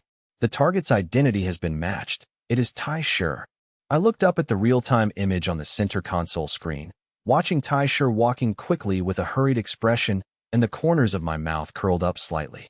"Su Wanwan, come down with me." I stood up and walked down with Su Wanwan. We went up the broken stairs to the second floor, entered the locked room we had seen earlier, and pulled the wooden door shut, leaving only a crack as we quietly waited for Tai Shi's arrival. In less than 3 minutes, hurried footsteps could be heard from downstairs. I gave Su Wanwan a look, slowly stood up, pushed the door open, and walked out, bumping right into Tai Shi as he climbed to the second floor. Tai Shi stopped abruptly, but when he saw our attire, he was stunned, his eyes widening in astonishment. If he hadn't seen what we looked like before with his own eyes, and if he hadn't been deeply impressed by the bone-deep sense of oppression I exuded, he probably wouldn't have recognized us on the street. Mr. Wu," Tai Shi asked tentatively, his tone filled with uncertainty. "It's me." I nodded and got straight to the point. How about the weapons? Hearing this, the astonishment on Taisher's face instantly faded, replaced by embarrassment and unease. He rubbed his hands together, took half a step forward, but didn't dare to get too close. With a bitter face, he whispered, "Mr. Wu, I'm sorry. I'm afraid what I promised you can't be done." "Why?"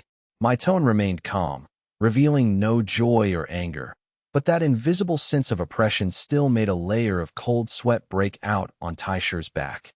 "It's not that I don't want to help you. It's that something really happened," Taisher explained hurriedly, his tone urgent, fearing I would misunderstand. "A lot of outsiders suddenly appeared on the wasteland today, attacking our scavenger squads everywhere and even looting 2 small peripheral settlements. Many people died. The high-level officials of the Alliance are furious, and they just issued a strict order today. All weapons and ammunition are under strict control." He paused and added, "It's not just about controlling weapons. The Alliance has already organized a large number of Guard Corps and scavenger convoys to go out and wipe out those outsiders. There aren't many able-bodied men left in the outer city now. Almost all of them have gone out with the convoys."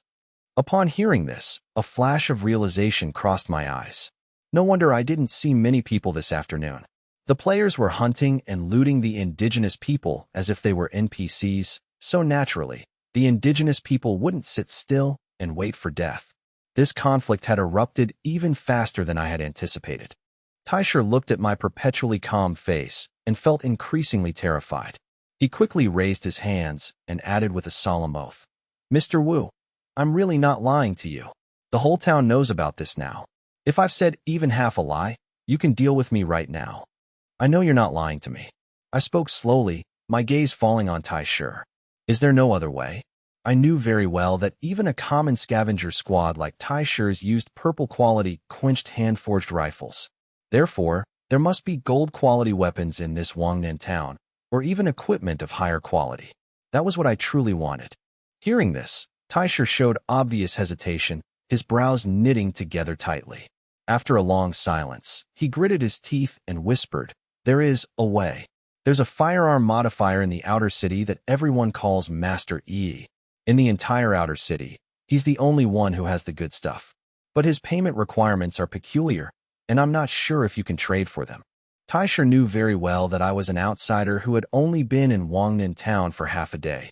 It was highly unlikely I had the special materials Master E would value. He hadn't wanted to mention this, but thinking of my unfathomable strength and the food and water I could produce so easily, he finally shared the information.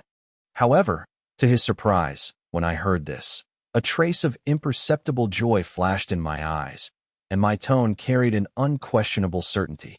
"Take me there." "Ah." Taisher was stunned, not reacting in time. I said, "Take me to see this Master E." I repeated, my tone calm, but carrying an undeniable sense of oppression. Taisher looked at my resolute expression. His heart skipped a beat, but he finally gritted his teeth and nodded. "Okay, I'll take you. Mr. Wu, when we get there, please be patient and don't get into a conflict with Master E. Otherwise, don't worry." I replied indifferently. "I'm just going to buy weapons, not to cause trouble." Taisher finally breathed a sigh of relief, quickly turned to lead the way, and led Su Wanwan and me downstairs toward the southwest corner of the outer city. After passing through 7 or 8 narrow alleys, I looked at the familiar buildings around us and understood. I had been to this area when I was scouting this afternoon. It was one of the few areas in the outer city with a relatively high concentration of vacant buildings. After walking for nearly 20 minutes, Taisher finally stopped in front of a small 2-story building. This small building looked particularly out of place in this cluttered and dilapidated alley. The outer walls were reinforced with spliced, discarded armored steel plates, seamless and without any damage. The windows were fitted with fine metal protective bars, and the glass made it impossible to see inside. "Mr. Wu, this is it," Taisher whispered, gesturing for us to be quiet before stepping forward and knocking lightly on the heavy metal door. He knocked 3 times, but there was no movement inside. Taisher wasn't in a hurry and knocked a few more times in a specific rhythm. A few seconds later, the metal door gave a soft click, and the lock opened from the inside. Taisher pushed the door open and led Su Wanwan and me inside. The moment I entered, I raised an eyebrow slightly. Completely different from what I had imagined. Although this room was filled with various parts and equipment whose names I didn't know, everything was arranged in an orderly fashion. The air was filled with a faint scent of machine oil and the special smell of quenched metal, lacking the moldy and fishy stench found everywhere else in the outer city. On the main wall of the room hung over a dozen firearms of various shapes, ranging from pistols and rifles to shotguns. Master Yi? Taisher lowered his voice and called toward the inner room.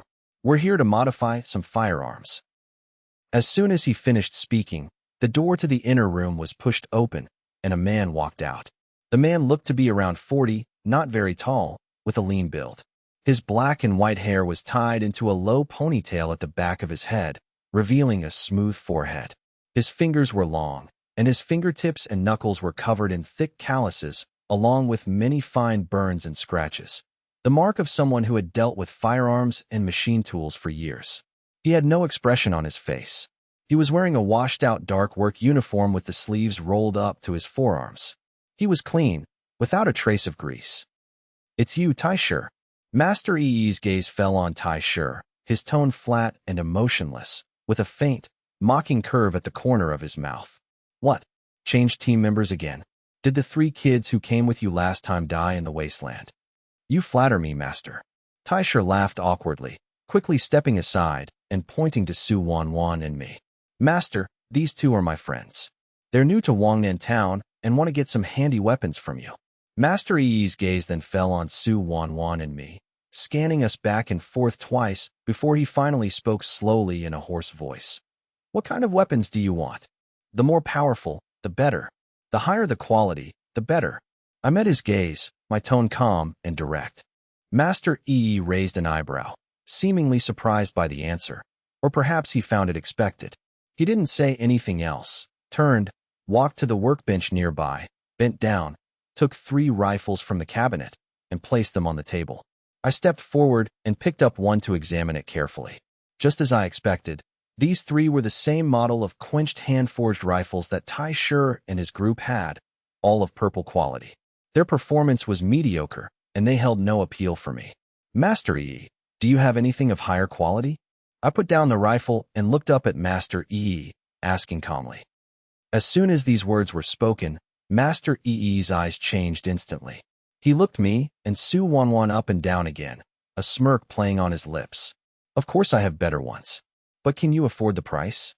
As long as the weapons are suitable, price is not an issue. I nodded without hesitation. Master Yi stared at me for a full half-minute, as if judging the truth of my words. After a long while, he sneered, threw out a weight, and turned into the inner room. About 5 minutes later, Master Yi walked out of the inner room carrying a black metal box. He walked to the workbench, opened the box, took out the 3 weapons one by one, and placed them gently on the table. There was a large-caliber revolver with a rugged design, a black submachine gun with sleek lines, and a heavy double-barreled shotgun. My gaze fell on the 3 weapons, and as my fingertips brushed over the gun bodies, the system's attribute panels popped up instantly. When I saw the attributes on the panels, a flash of undisguised surprise finally appeared in my eyes. Judgment Revolver, Gold Quality, a high-power revolver custom-modified by Master Yi, .50 caliber, effective range 150 meters, 6-round capacity. Significantly increases muzzle velocity and ballistic stability, capable of withstanding ultra-high chamber pressure, balancing sensitivity and fault tolerance. Damage to living organisms is doubled. Upon hitting a flesh target, the bullet fragments to create a cavitation effect, causing massive, irreversible trauma. Compatible with all large-caliber ammunition of the same specification with 0 compatibility decay. Performance does not degrade in extreme environments. 0 failure rate. Y-18 Submachine Gun, Gold Quality, a deep modified version of the Remnant Council Standard Issue Suppressed Submachine Gun by Master Yi. 9mm caliber, effective range 200 meters, 50-round capacity. Rate of fire 1,200 rounds/minute. Integrated suppressor and flash hider for 0 muzzle flash and ultra-quiet firing. Features armor-piercing and tearing effects. Capable of penetrating 10mm homogeneous steel plate and light armor. Upon hitting a target, the bullet tumbles and expands, causing continuous high-level tearing damage. Compatible with all 9mm ammunition.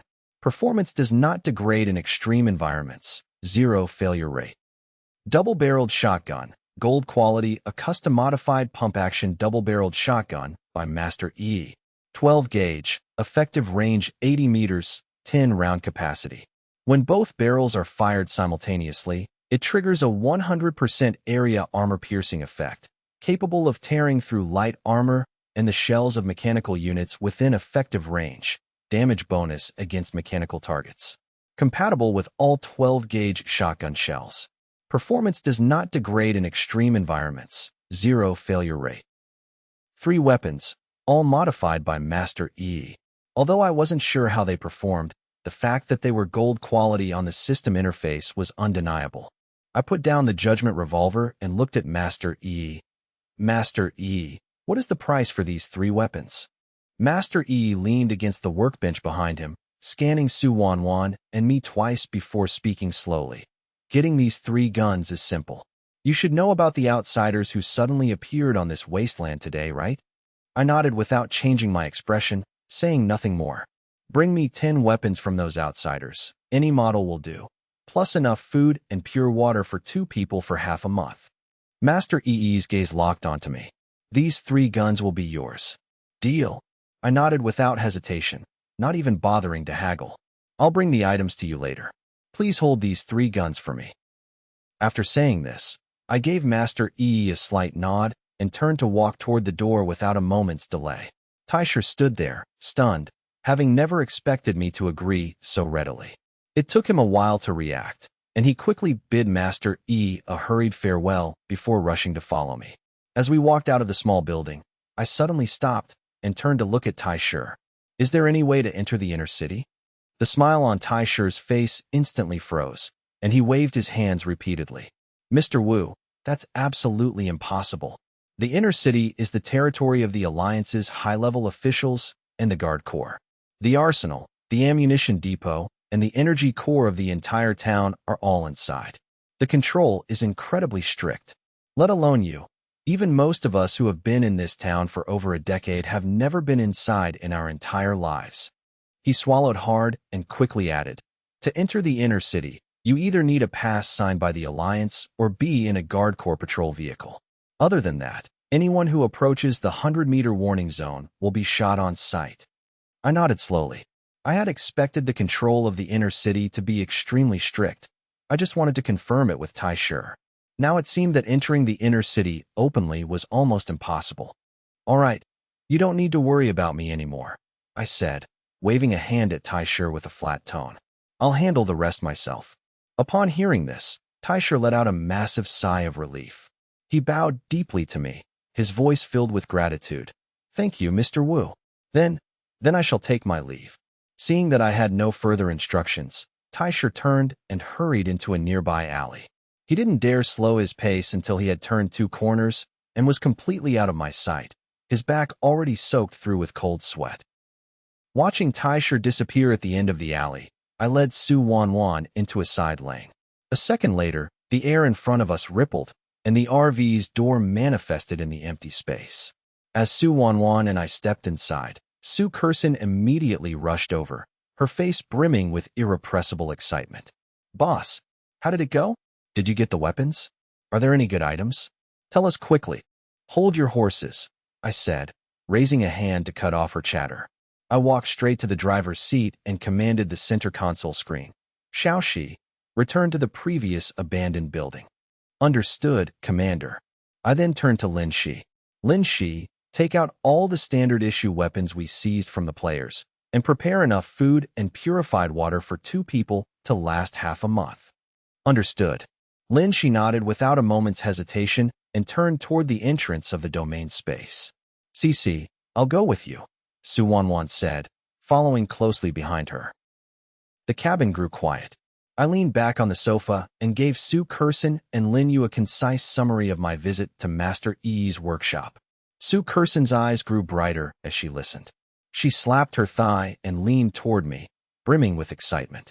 Boss, If Master Yi is this skilled and can modify guns to gold quality, should we pull a big job and just kidnap him back to our RV? Lin Yu, hearing this, became instantly interested and nodded eagerly. Yeah, Brother Wu Di. Sister Su is right. I ignored them and turned my gaze to Xiaoya, who was huddled in Lin Yu's arms. Softening my tone, I asked, Xiaoya, do you know this Master Yi? Xiaoya looked up at me, bewildered. I don't know. I've never heard that name before. Seeing the confusion in her eyes, I nodded. It's fine, don't worry about it. Just then, Lin Shi and Su Wanwan emerged from the domain space one after the other. They walked to the coffee table and placed the items they were carrying onto it. Brother Wu Di, here it all is, Lin Shi said softly. The seized weapons are here, and I've prepared the food and water as you asked, with a little extra. I'm going to the kitchen to make dinner. With that, she turned toward the galley. My gaze fell on the coffee table, which was piled high with various system-standard weapons. Pistols, rifles, submachine guns, you name it. I flipped through them. There were 15 in total, all blue or green quality, all seized from other players. To us now, these weapons were no better than scrap metal. Lin Shi and Su Wanwan were using purple quality QBZ 95 assault rifles that I had enhanced with my talent. Su Kursin had a purple quality cloud-piercing bow, and even Lin Yu had been given my original purple quality Ghost Shadow pistol, which came with an automatic ammunition recovery ability. Trading these useless weapons for 3 genuine gold quality firearms was a deal that was profitable no matter how you looked at it. Over half an hour later, we were all gathered around the coffee table. Lin Yu and Su Kursin sat on either side of Xiaoya, constantly piling food into her bowl and nagging her to eat more. And look how thin you are. Xiaoya looked at the mountain of food in her bowl, her eyes turning slightly red. She lowered her head and began to eat in small bites, but her pace quickened until she was wolfing it down as if she hadn't eaten in ages. Suddenly, Xiaoya stopped. Large tears began to fall from her eyes, without warning. Huh? Xiaoya? Why are you crying? Lin Yu quickly set down her bowl and chopsticks, frantically grabbing tissues to carefully wipe the tears from her face. No, it's nothing. Xiaoya shook her head vigorously, wiping her eyes with the back of her hand, her voice choked with sobs.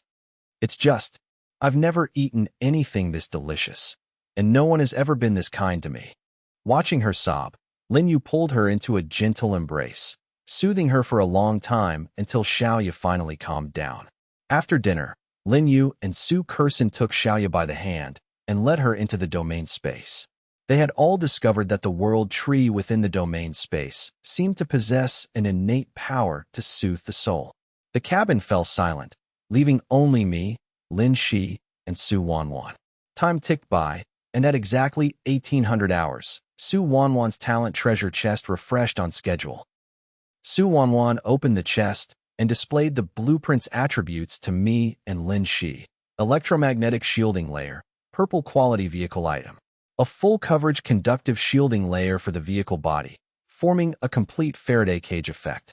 It can resist strong electromagnetic pulse attacks and isolate external electromagnetic interference. It also shields the vehicle's own electromagnetic signals, reducing the probability of being locked onto by radar and electromagnetic detection equipment.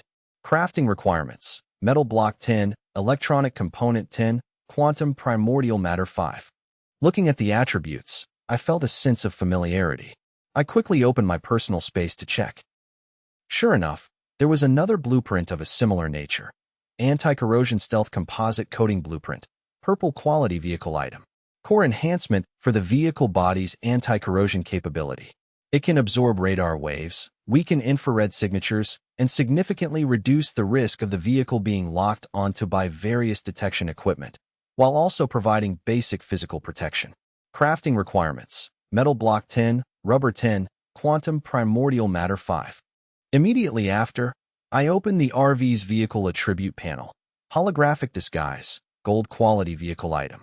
Equipped with high-precision optical projection and contour reshaping technology, it can construct a dynamic visual camouflage layer around the vehicle to achieve perfect optical deception. It allows for free editing and setting of the vehicle's appearance, acting only as optical camouflage without anti-radar, anti-infrared, or anti-electromagnetic detection capabilities. Energy consumption plus 50% when in use. Requirement: Level 2 or higher vehicle. A bold idea formed in my mind. If I fused and upgraded these two coding blueprints and combined them with the holographic disguise, could I achieve full-dimensional stealth? Optical, radar, infrared, and electromagnetic? And if I added the silent effects of the HX-9 ion thruster and the matrix stability tracks, could I slip through the restricted zone and infiltrate the inner city without anyone noticing? Brother Wu Di, is this blueprint useless? Su Wanwan asked softly, seeing that I had been silent for a long time. She knew the RV was already equipped with a gold-quality composite armor coating. I snapped out of my thoughts, put the blueprint away, and shook my head at her with unconcealable joy. No, it's very useful. This blueprint might be of great use. I didn't explain further and turned to Lin Shi. Pack up the weapons and supplies we prepared. We're going to master EEs to get those weapons back. I knew clearly that I had already exposed the fact that we outsiders possessed spatial storage capabilities in front of Taisher.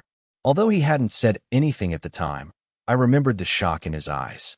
I didn't want to expose my identity as an outsider again at Master EE's place and cause unnecessary trouble. Brother Wu Di, are we going now? Lin Shi asked with a hint of worry. Won't it be too rushed to deliver the goods right after negotiating the deal? Will Master E suspect our identity? I shook my head. We can't worry about that. We've already exposed too much since entering the city today. Completing the trade and getting the weapons as soon as possible is the safest course of action. Seeing that I had made up my mind, Lin Shi didn't try to persuade me further. She said, understood, and immediately entered the domain space. Not long after, I took the two large packages from Lin Shi and walked back into the dim streets with Su Wanwan. With the memory of the route, we were familiar with the path and arrived at the door of Master Yi's two-story building in less than 20 minutes. Just as I stepped forward, the heavy metal door opened automatically from the inside. Master Yi's raspy voice drifted out. Come in. I walked in, with Su Wanwan following closely behind. The room was the same as it had been in the afternoon. Master Yi was still wearing the same washed-out dark work clothes, his sleeves rolled up to his forearms, leaning against his workbench. Are the items ready? Master Yi's gaze fell on the packages in our hands. Everything is here, I said, signaling to Su Wanwan. Su Wanwan stepped forward, placed the two packages on the workbench, and dumped the 15 system weapons from one of them onto the table. Master Yi, 15 in total, I said. Master Yi's gaze landed on the weapons, and a flash of light crossed his otherwise dull eyes. He stepped forward, picked up a rifle, ran his fingers over the body, and dismantled the magazine to inspect the internal structure with skilled and precise movements. Su Wanwan and I stood to the side, watching quietly without disturbing him. But as the inspection deepened, the light in Master Yi's eyes faded, replaced by growing disappointment. He checked the weapons faster and faster, his brows furrowing tighter, until he finally let out a scoff and tossed a rifle back onto the table with a loud clatter. So it's just this simple. Master Yi shook his head, his tone filled with disappointment. He looked up at us. You're outsiders, aren't you? Su Wanwan stiffened instantly. I remained calm, meeting his gaze without admitting or denying it. What does Master mean by that? What do I mean? Master Yi scoffed, leaning against the workbench with his arms crossed. I guessed at the moment you followed Taisher through that door this afternoon. That kid Taisher has been in this town for over a decade and never dares to bring strangers to me, let alone two people who look so out of place in this wasteland. He paused and continued. The condition I set was meant to see if you were truly outsiders. It seems I wasn't wrong. So, does Master intend to go back on the deal? Go back on it. Master Yi raised an eyebrow. I, Yi, have been in Wangnan town for 20 years and have never gone back on my word. I'll give you the 3 weapons I promised this afternoon. But this pile of simple, unremarkable scrap metal isn't enough to trade for guns I've modified myself. He looked at me, his tone becoming more serious. I want something truly special and valuable that outsiders possess. As long as you can produce something that interests me, not only will those 3 guns be yours, but I also have a treasure hidden away that I can give you as well. My heart skipped a beat. What kind of treasure? Master Yi looked deeply at us, said nothing, and walked into the back room. A full 3 minutes later, he returned carrying a massive black metal case half the height of a person, which he slammed onto the workbench with a heavy thud. He unlatched the case and flipped it open. "See for yourself." I looked inside. A rugged, sharp-lined anti-material rifle lay quietly within, its body gleaming with a cold, hard metallic luster. Just looking at it gave off a sense of devastating oppression. I reached out to touch it, and the system attribute panel instantly popped up before my eyes. Qianyuan Anti-Material Rifle, Orange Quality Bolt Action, Magnetic Rail Enhanced Anti-Material Rifle, 14.5 mm caliber, 3000 m effective range, 5-round capacity. Prototype is the standard Qianyuan heavy anti-material rifle from the Great Qian Empire's Tianshu Military Royal Arsenal, deeply modified by Master Yi. Significantly reduced recoil, micro-superconducting magnetic rail acceleration coils embedded in the barrel, muzzle velocity of 6 Mach, ignores orange quality and below energy shields and composite armor defense. No performance degradation in extreme environments, 0 failure rate. Requires maintenance after 5 consecutive shots. Looking at the prominent orange quality label on the panel, I never expected to see an orange quality weapon in this seemingly chaotic and dilapidated outer city. Seeing the shock on my face, Master Yi's lips curled into a faint, proud smile. He patted the rifle, his tone full of confidence. "This is my masterpiece, which took me a year of painstaking effort to modify. Its power is such that it could punch through the main battle mecca of the Remnant Council in a single shot. In all of Wangnan Town, or even the entire Scavenger Plains, you won't find a second infantry weapon stronger than this." Seeing that I was still staring at the rifle in the case, lost in thought, Master Yi added, "As long as you can bring me something that satisfies me, this Qianyuan, along with the 3 gold quality guns from this afternoon, will all be yours." I leaned over to Su Wanwan's ear and whispered a few words. She nodded and hurried out. Master Yi raised an eyebrow, not asking questions, but crossing his arms and watching me with interest, as if waiting to see what I could produce. Less than 5 minutes later, Su Wanwan returned, holding a delicately shaped, sleek pistol, which she placed gently on the workbench. It was the purple quality Ghost Shadow pistol I had originally used and later given to Linyu. "Master Yi, take a look. Will this weapon do?" I asked. When I heard Master Yi ask for something special and valuable, the first thing that came to mind was this Ghost Shadow pistol with its automatic ammunition recovery ability. The core characteristic of this gun completely defied the physical laws of conventional firearms, and it was the only special piece of equipment I had that I could afford to part with, especially since it was no longer of any use to us. Master Yi's gaze fell on the Ghost Shadow pistol.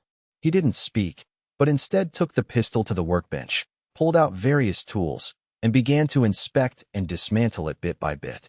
His movements were extremely focused, as if the only thing left in the world was the gun in his hands.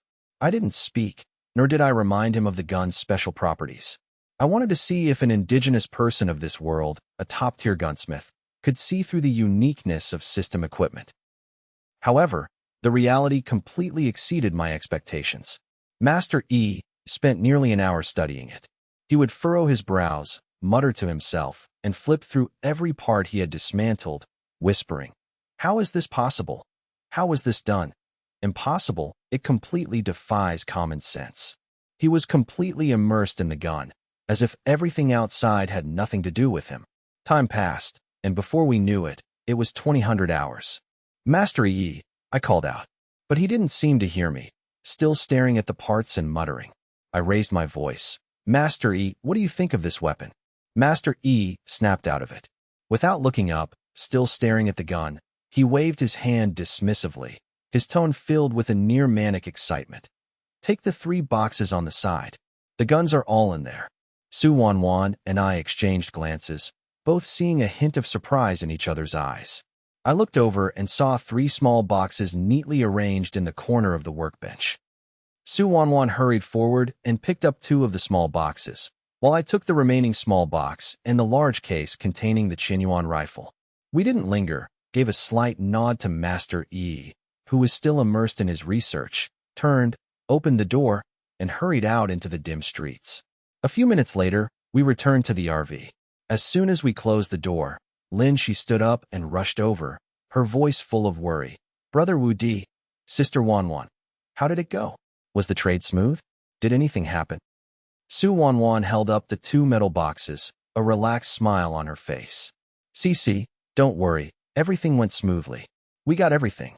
Not only the 3 gold quality firearms we talked about this afternoon, but also an orange quality anti-material rifle. Orange quality. Shi's eyes widened in disbelief. I placed the metal cases gently on the coffee table and turned to the center console screen. Xiaoxi returned to the previous abandoned 3-story building. Understood, Commander. You all go to the domain space and rest, I said, leaning back in the driver's seat and looking through the glass at the dark, dead streets outside. No, Brother Wu Di. Shi immediately shook her head, her tone firm. You and Sister Wanwan have been out all day. You should be the ones resting. I'll keep watch here. Su Wanwan nodded in agreement. Brother Wu Di, I'll keep watch with Cece. We'll take turns resting, so nothing will go wrong. Seeing their expressions, I finally nodded. Then stay in the cabin. The situation tonight is unclear, and we don't know what might happen. Shi and Su Wanwan nodded in unison. I leaned back in the driver's seat, replaying everything that had happened today in my mind, from entering the city and scouting the outer city to meeting Master Yi, and finally obtaining the orange quality Qianyuan anti-material rifle. I suddenly looked at Su Wanwan in the passenger seat. Do you remember what Master Yi said earlier? Brother Wu Di, do you mean the part about this gun being able to punch through the Remnant Council's main battle mecha? Su Wanwan blurted out.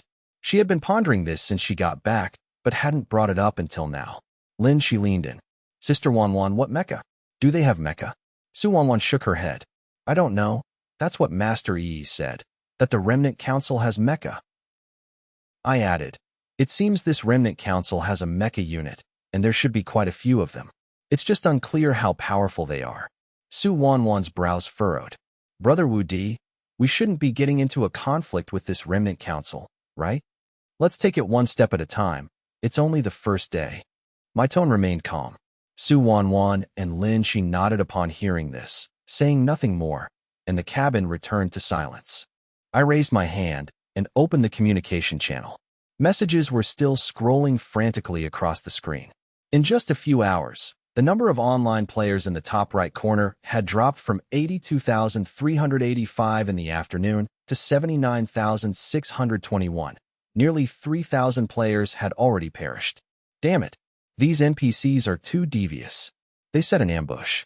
There were 6 of us in my team, and I'm the only one who made it out. This world is way too damn dangerous. There are even mecha. Damn, does anyone know what kind of faction this Remnant Council is? They're way too fierce. Hilarious, a bunch of cowards. Aren't they just some indigenous people? My team has already wiped out 3 scavenger outposts and looted 5 purple-grade rifles. Huge profit. Don't be a coward if you want to get rich. Mecha. What kind of mecha? In the previous stage, I saw someone who looked like a top-ranked player who also had a mecha. It was over 3 meters tall. There were 1,000 or 2 of us, and not a single one dared to move. The system is trying to force us to our deaths. On one side, there are mechanical hounds. On the other, indigenous people with weapons. And then there are those damn mecha that can fire cannons. How are we supposed to survive these 7 days? Stop killing the indigenous people. Haven't you noticed? The Scavenger Alliance is already hunting us down. The indigenous people across the entire map are hunting outsiders now. All because of you lunatics. Stop talking nonsense. How could a player possibly have a mecha? Do you know what a mecha represents? Even if it's the top-ranked player, I don't believe they have one. Purple grade is just a rifle. What grade would a mecha have to be? Impossible, absolutely impossible. Looking for a team. It's too hard alone. Why does this game have so many restrictions? Damn, it's even hard to find someone. I found a huge town here, but I don't dare get close. The cannon barrels on the city gate are thicker than my waist. I shifted my gaze away from the screen and slowly closed my eyes. The player base had completely fractured. Some were blinded by immediate gains, treating the indigenous people as NPCs to be hunted at will, looting frantically and intensifying the conflict. Others had realized something was wrong, seeing the true strength of the indigenous people, and only wanted to lay low and survive these 7 days. Still others had already lost their lives in confrontations with the locals. What concerned me, however, was the Remnant Council's mecha. If the Scavenger Alliance could stand against such a faction, the hidden strength within the inner city must far exceed my previous estimates. I had indeed underestimated the indigenous people of this world. Time passed slowly, and in the silent night, the hour hand crept toward 11 p.m. Just then, Xiaoxi's voice suddenly echoed in the cabin. "Commander, 12 human life signals detected approaching rapidly. They are moving toward our current building location with no deviation in their path. Current straight-line distance is 600 meters. Real-time footage has been synced to the center console screen." I opened my eyes and looked at the center console screen. On the screen, 12 figures were moving quickly through the shadows of the streets. They were wearing armor of unknown material that seamlessly protected their heads, chests, abdomens, and all other vital areas, and they carried unknown rifles. Their footsteps were light, and their movements were synchronized, a world of difference from the city guards we had seen earlier. "Brother Wu Di, could it be Tai Shi?" Su Wanwan asked in a low voice, also looking at the center console screen. "Whether it's him or not doesn't matter," I replied, shaking my head. "We've exposed too much since entering the city today. Being targeted by the Alliance was only a matter of time." Having said that, I turned to the center console screen and asked in a deep voice, "Xiaoxi, can you analyze if their equipment can see through our holographic shape-shifting camouflage?" "Commander, analyzing target equipment parameters." Before 2 seconds had passed, Xiaoxi's voice returned. "Based on scan analysis, the equipment carried by the targets likely lacks optical anti-camouflage, radar detection, or electromagnetic scanning capabilities. They cannot see through the current holographic shape-shifting camouflage. However, I cannot rule out that the inner city possesses long-range electromagnetic detection equipment capable of sensing vehicle signals." Hearing this, I thought about how the indigenous people of this world were not only well-equipped, but also highly organized, especially when considering the almost unknown inner city and other factions. My vigilance did not diminish. Instead, it grew heavier. Watching the 12 indigenous people on the screen, now less than 300 meters away, a look of gravity crossed my eyes. The atmosphere in the cabin tightened instantly. Lin Shi and Su Wanwan both looked at me, waiting for my decision. "Brother Wu Di, should we take action?" Su Wanwan couldn't help but ask as she watched the figures drawing closer. I watched the 12 figures still approaching, weighing the pros and cons in my mind. Dealing with these 12 people would be a matter of minutes. But once I took action, it would mean a complete break with the Scavenger Alliance. We still knew too little about Wangnan Town and this world.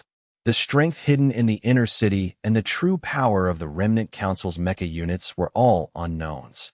Under these circumstances, a full-scale confrontation with the Scavenger Alliance, which controlled the entire plane, was definitely not a wise choice.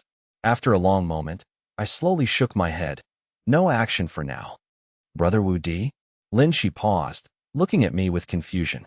"We cannot have a direct conflict with the indigenous people right now." I leaned back into the driver's seat, my eyes never leaving the screen. I had only one thought in my mind. I must get into the inner city. The Remnant Council's organized mecha units and the Scavenger Alliance's ability to contend with them were proof that the technological level of this world far exceeded my initial estimates. What supported this military technology must be a stable and efficient energy system. As long as I could obtain this energy, the Unit 01 in my domain space could be activated. Even if Unit 01 couldn't be brought out of the domain space, as long as there was sufficient energy, I could use its capabilities to mass-produce black armor mech guards and build my own mechanical legion. When that time came, this world full of unknowns and dangers would no longer be an uncontrollable life-or-death game for me, but a resource collection point to be exploited at will. I would no longer have to be as cautious and careful as I was now. Just thinking about that scenario filled me with uncontrollable excitement. "I hope the inner city won't disappoint me," I whispered to myself. Lin Shi and Su Wanwan exchanged glances and nodded in unison, saying nothing more, though their eyes remained fixed on the screen. Just then, on the center console screen, The 12 elite soldiers reached the entrance of the abandoned three-story building. The man in the lead made a gesture, and the 12 immediately dispersed, their movements fluid and precise, without a single unnecessary sound. Following that, several of them raised their rifles and slipped silently into the abandoned building. I could clearly see on the screen that their search was extremely professional. They didn't miss a single room or corner, their coordination seamless. Yet, they searched the entire three-story building and didn't find a single soul, let alone any trace of Su Wanwan or me. The lead man stopped, standing in an empty room on the second floor, and raised a hand to his ear, seemingly preparing to report. Xiaoxi, sync his communication. Received, Commander. Xiaoxi's voice sounded immediately, and less than 2 seconds later, the man's deep, reporting voice rang clearly through the cabin. Target location fully searched. No traces of outsiders found. Suspect the target has already escaped. A deep, stern male voice came through the communicator, filled with obvious anger. Impossible. Search again, carefully. Every building within a 1-kilometer radius. Don't miss a single alley. Understood. Mission will be accomplished. The lead man responded immediately. After hanging up, he gestured to his team, and the 12 immediately dispersed again, beginning a grid-style search of the surrounding streets and alleys. But they searched for nearly half an hour, turning the surrounding alleys and abandoned buildings upside down, and still found nothing. In the end, the lead man could only curse, and he led his team away, heading toward the center of the town. Xiaoxi, follow them. Keep within 1,000 meters of radar range, and don't get discovered. Received, Commander. Target locked. The RV started silently and followed behind the 12-man team, maintaining a constant distance of 1,000 meters. The footage on the center console screen followed them all the way until the 12 men reached the metal walls of the inner city. The inner city gate was surprisingly left open at night, and the guards at the entrance didn't question or stop the 12 men at all. Watching the 12 figures disappear behind the inner city gate, Su Wanwan whispered, "Brother Wu Di, are these people the Scavenger Alliance's guard corps?" "It's hard to say for sure right now." I shook my head, my gaze fixed on the open inner city gate on the screen. "Let's rest." The cabin went quiet again. Time ticked by, and as it approached midnight, Lin Yu stepped out of the domain space on tiptoe. "Xiaoyu, how is Xiaoya?" Lin Shi asked softly.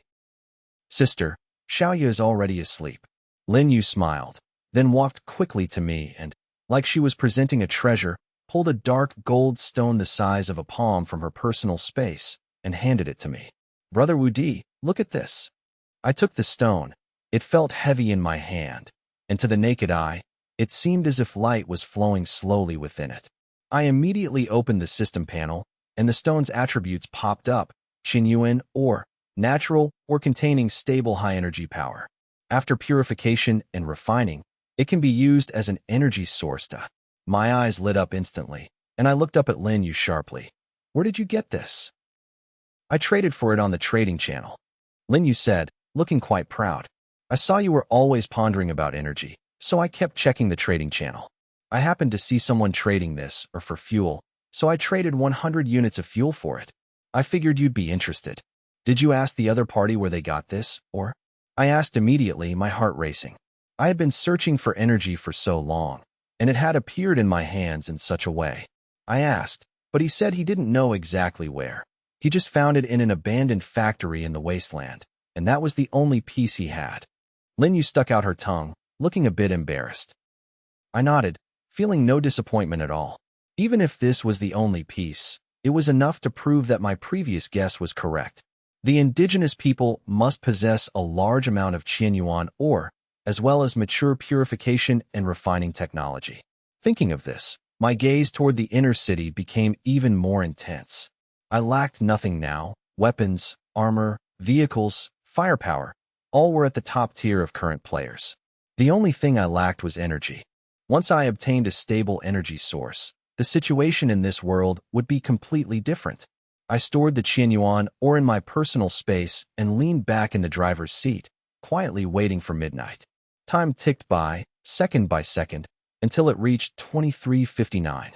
I looked up at Lin Yu in the passenger seat. Just as I was about to speak, Lin Yu's eyes lit up, and she spoke first. "Brother Wu Di, Is it time to apply talent amplification for you? Seeing her clever expression, I couldn't help but smile and nod. All right, Brother Wu Di. After saying that, Lin Yu began checking the trading channel while occasionally glancing at me, her eyes full of curiosity. My gaze fell on the two purple-grade coding blueprints in my personal space. Following my usual habit, I would definitely use talent amplification to reinforce the blueprints before crafting them. But time was tight now. We had been exposed, and the conflict between players and indigenous people would only intensify. Tonight was likely the best chance to enter the inner city. Thinking of this, without any hesitation, I focused my mind and initiated the blueprint crafting. Ding! Electromagnetic shielding coating crafting complete. Ding! Anti-corrosion stealth composite coating crafting complete. Immediately after, without a moment's pause, I activated the furnace of all things talent. Ding! Do you wish to select electromagnetic shielding coating as the main offering and anti-corrosion stealth composite coating as the secondary offering? Ding! Talent use successful. Item promoted to Tier 3. Obtained. DXF Full Protection Composite Coating, Red Grade. Looking at the striking red grade label on the system panel, a flash of unconcealable joy crossed my eyes. Just a moment ago, I was thinking that after the talent promotion, the once-a-day usage limit couldn't keep up with the current rate of resource acquisition. But seeing that I could basically produce a red grade item a day, I suddenly felt relieved. It was a good thing my talent had been promoted. Otherwise, facing this current situation, I really wouldn't have had a good way to sneak into the inner city without exposing myself. I immediately examined the item's attributes. DXF Full Protection Composite Coating, Red Grade Vehicle Item, Full Coverage Integrated Composite Functional Coating for the vehicle body. The bottom nanoconductive layer forms a complete closed-loop Faraday cage effect, capable of resisting strong electromagnetic pulse attacks and full-band electromagnetic interference. The middle broadband wave-absorbing composite layer can absorb radar waves, isolate, and weaken the vehicle's infrared thermal signature. The surface wear-resistant anti-corrosion layer possesses extremely strong anti-corrosion and impact resistance. Installation requirement: Tier 2 or higher vehicle. Looking at the attributes on the panel, I felt that this red-grade item wasn't as perfect as I had imagined, and compared to the red-grade equipment I had obtained before, it was lacking. But the next second, only one thought remained in my mind. Inner City, here I come. I didn't hesitate at all and chose to install it. Xiaoxi fully scanned the newly installed coding and analyze if, with our current camouflage capabilities, we can enter the inner city without being discovered. Received, Commander. Scan complete. Based on the analysis of the currently known outer city detection equipment parameters, the existing camouflage system can avoid detection by any conventional detection equipment. Parameters for inner city detection equipment are insufficient for precise analysis. Xiaoxi paused for less than a second after saying this, then continued. Commander, once we enter radar detection range, I can consume energy to fully take over all electronic detection equipment within the radar range of the inner city, achieving absolute stealth. Hearing Xiaoxi's words, I smiled helplessly. Of course, I knew that as an eternal-grade apocalypse matrix, Xiaoxi had this capability. But right now, I lacked nothing but energy. The RV's daily travel required energy, Xiaoxi's various high-end operations required energy, the activation of Unit 01 in the domain space required energy, and even the Heaven's Punishment electromagnetic railgun, which only had 3 rounds of ammunition left, required energy for every shot. Energy had become the greatest shackle trapping me. My gaze turned back to the center console screen, to the inner city gate that remained open in the night. Xiaoxi, if we encounter an emergency after entering the inner city, how much energy would be required to ensure we aren't discovered? Commander, parameters for inner city equipment are missing. Precise energy consumption estimation is not possible. Hearing Xiaoxi's reply, I immediately fell into a dilemma. On one hand, it was midnight. Even if the inner city's security was tight, it would definitely be more relaxed than during the day. More importantly, the indigenous people would never expect an outsider to sneak directly into the inner city at this time. Now was definitely the best time to infiltrate. If I missed this chance, I might not get another one this good. On the other hand, I knew nothing about the situation inside the inner city, What was inside and the true strength of the indigenous people were all unknowns. Once the infiltration failed, we would be completely trapped in the inner city, facing the siege of the entire scavenger alliance with no way out. Brother Wu Di, no matter what decision you make, we support you. Just then, Su Wanwan, who had been drawn in by the conversation between me and Xiao Shi, spoke softly. She looked at me with eyes full of trust. Lin Shi also nodded, her tone firm. That's right, Brother Wu Di, you can do whatever you want. Seeing the firm expressions in the two girls' eyes, the hesitation in my heart vanished instantly. Since entering this survival world, I had never been one to sit and wait for death. Risk and opportunity always coexisted. If I wanted to get the energy to break the deadlock, I had to take this risk. I took a deep breath and ordered in a deep voice toward the center console screen. Xiao Shi, target inner city, move out. Received, Commander. The RV started silently, like a ghost merging into the night, and slowly drove toward the inner city. The cabin was silent. The three of us, Lin Shi, Su Wanwan, and I, all watched the front window intently, our eyes fixed on the approaching inner city gate, our breathing subconsciously lightened. The guards at the entrance didn't notice at all as a behemoth slowly drove past them not far away, silently passing through the gate and entering the inner city. The entire process was even smoother than I had expected. It wasn't until the RV was completely inside the inner city and the gate behind us disappeared from view that the three of us in the cabin let out a collective sigh of relief, our hanging hearts finally settling. Only then did I look up at the footage on the center console screen.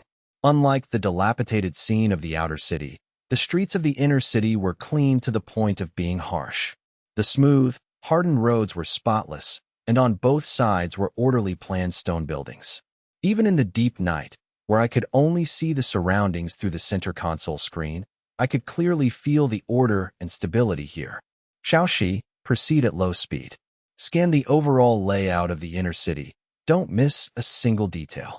I ordered immediately. I had originally been worried about whether the Scavenger Alliance would have high-grade energy, as the vehicles used by Tai Shi and his group only used ordinary fuel.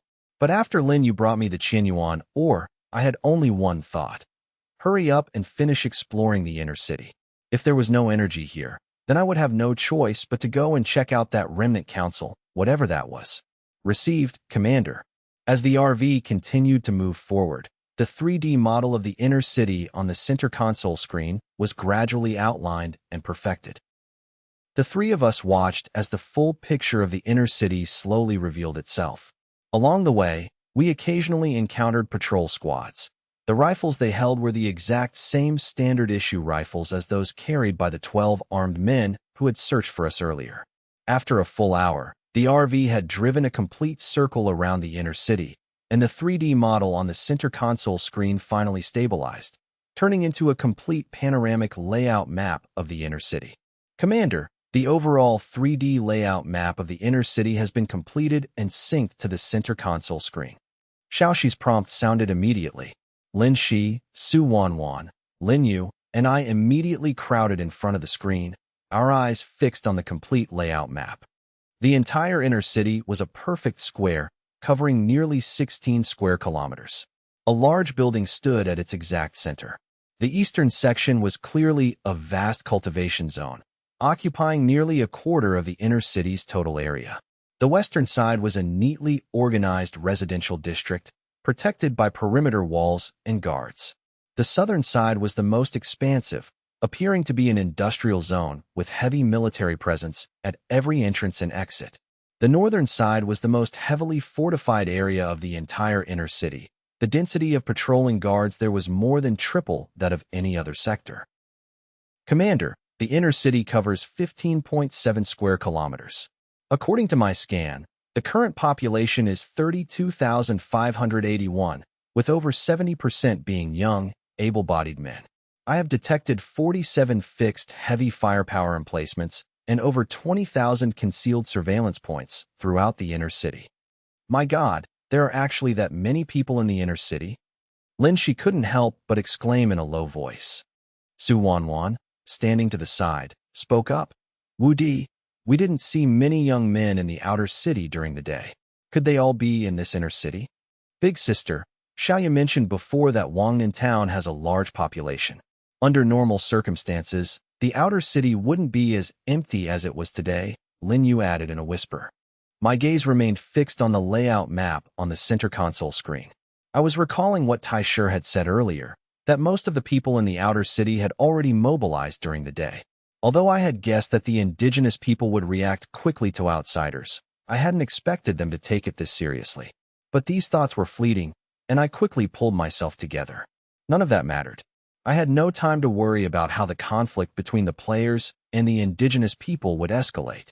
My only goal now was to find enough energy to break through my current predicament. Xiaoxi, initiate deep analysis. Scan for everything related to energy. Commander, initiating deep analysis. This is estimated to consume 10% of the RV's energy reserves. Do you confirm? Confirm.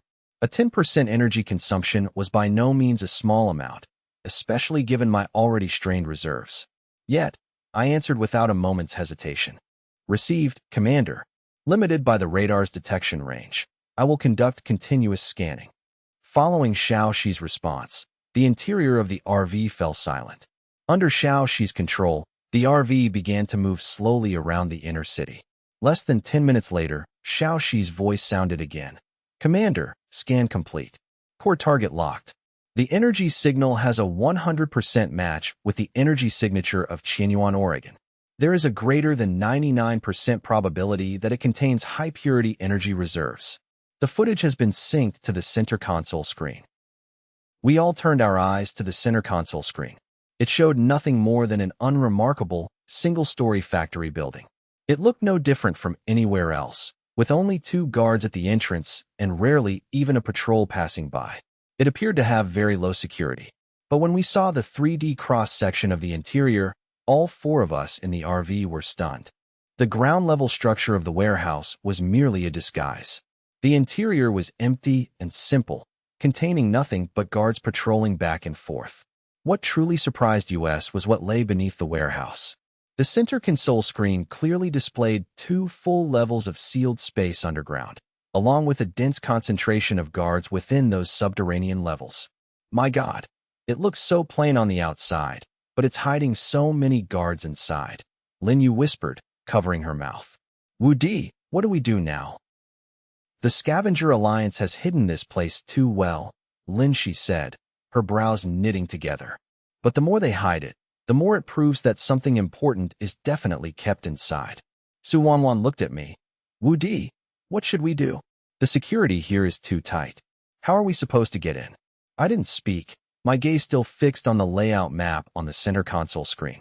Just then, Xiaoxi's voice sounded again.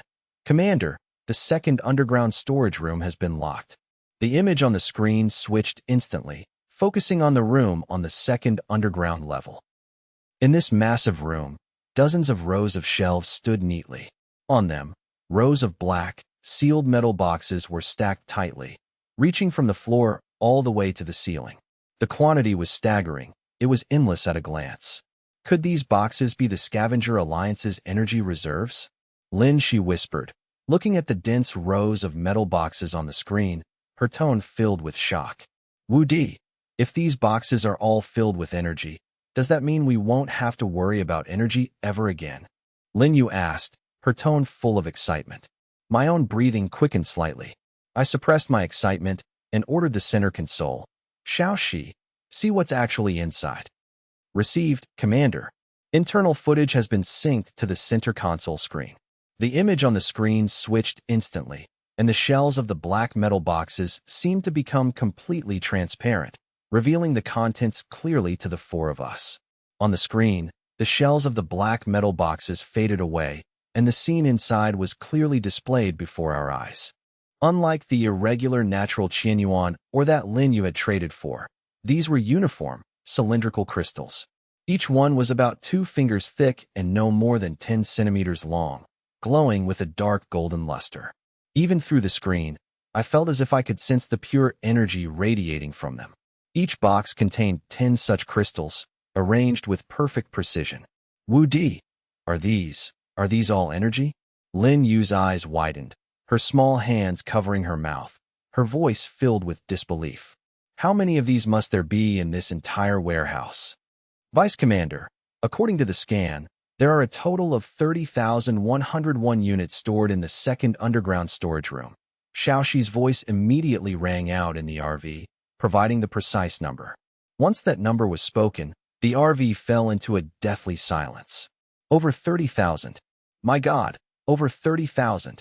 Lin Shi also exclaimed in shock. Su Wanwan nodded, her eyes fixed on the dense rows of metal boxes on the screen, her tone carrying unconcealable excitement. Wu Di, I don't know how effective these are, but if they work, we won't have to worry about energy anymore. My breathing quickened, and I clenched my fists tightly. I knew exactly what this meant. If these were all energy sources, it meant she could activate most of her functions without restraint, and it meant the Unit 01 in my domain space could be fully powered up to mass-produce black armor mech guards. But after the initial excitement, I quickly calmed down, my brows furrowing tightly. The problem was, how could I take all these Qinyuan crystals away? Even with the RV's perfect camouflage, I couldn't drive it into the warehouse, let alone down into the second underground storage room. And the warehouse's security system was airtight. Trying to sneak in and move over 30,000 Qinyuan crystals without being noticed was nearly impossible. The moment there was the slightest disturbance, the inner city guards would be alerted, and we would be completely trapped. Facing a tidal wave of elite troops, we wouldn't even have a way out. Wu Di, what do we do? Su Wanwan was the first to recover. She looked at me and asked in a low voice, the guards here are too strict. It's too difficult to move the items without alerting anyone. Should we wait until dawn to find an opportunity? Lin Yu suggested softly. Or maybe we should go back first and come up with a foolproof infiltration plan. Lin Shi didn't say a word, just watched me quietly. I leaned back in the driver's seat, my brain racing, running through every possible plan over and over again. If I forced my way in, I had absolute confidence that I could take out all the guards in the warehouse within minutes. But the problem was, what would I do after taking the place? Once the alarm sounded, the inner city would react immediately. The guard corps would definitely arrive in no time. I still couldn't determine how strong the high-end combat power of this world was, or what other trump cards the Scavenger Alliance might be hiding in their inner city. Once we were pinned down, we would be in a dangerous position. Even if we got the items, we might not be able to escape the inner city in one piece. Yet, looking at the 30,000-plus Qinyuan crystals on the screen, looking at the opportunity to break the deadlock right before my eyes, there was no hesitation in my gaze. I had waited too long for this day. Since entering this survival world, energy had been the biggest shackle holding me back. Now that the key was right in front of me, I couldn't just give up. After a long moment, I opened my eyes abruptly, a flash of determination in them. My tone was resolute. We do it now. Wu Di. The three of them were stunned and looked at me. Lin Shi, Wanwan, Xiaoyu, you three stay in the RV and be ready to start the vehicle and evacuate at any time. Once I take out all the guards, Xiaoxi will give you the signal. Then you get out immediately and collect the boxes as fast as you can. My speech was rapid and clear, laying out the tasks without a hint of hesitation. Wu Di, let me go with you. Su Wanwan said immediately, her tone full of worry. Don't worry. I shook my head slightly at her. Taking them out is simple. Your task is to get as many boxes into your personal space as possible in the shortest amount of time. That is the most critical part. The three of them looked at the unquestionable certainty in my eyes. Although they were still worried, they nodded in unison. They knew that I never fought a battle unprepared. If I dared to say this, I must have absolute confidence. I took a deep breath, pushed open the car door, and slipped silently into the shadows of the perimeter wall. Leaning against the cold wall, I scanned the two guards at the warehouse entrance. With a thought, the Titan's Fury mecha instantly covered my body. In the next second, I transformed into a 3-meter-tall mechanical giant. I surged forward like a ghost, leaving only a faint afterimage behind. The two guards at the entrance didn't even have time to react before I was upon them. My hand blade struck their necks with precision, and they collapsed to the ground without even a muffled groan. The entire process took less than 0.5 seconds. I didn't pause for a second, flashing forward and charging through the main gate. A piercing alarm sounded instantly. The three in the RV only saw the screen flickering rapidly. They couldn't even see my movements clearly. They could only see guard after guard falling, not one of them even managing to fire a shot. From the moment I charged into the warehouse to the moment I took out all the guards on the ground and underground, the time was fixed at exactly 58 seconds. In less than a minute, the entire security system of the warehouse had been torn to shreds. Ladies, all threats within the warehouse have been cleared. The commander has opened the underground entrance. Please disembark immediately to collect the items. The faster, the better. Xiaoxi's voice rang out in the RV, breaking their shock. The three of them snapped back to reality, exchanged a glance, and without a moment's hesitation, pushed open the car door and charged out at full speed. Ignoring the scattered weapons and fallen guards on the ground, they rushed straight into the warehouse, followed the opened underground entrance, and flew down to the first underground level.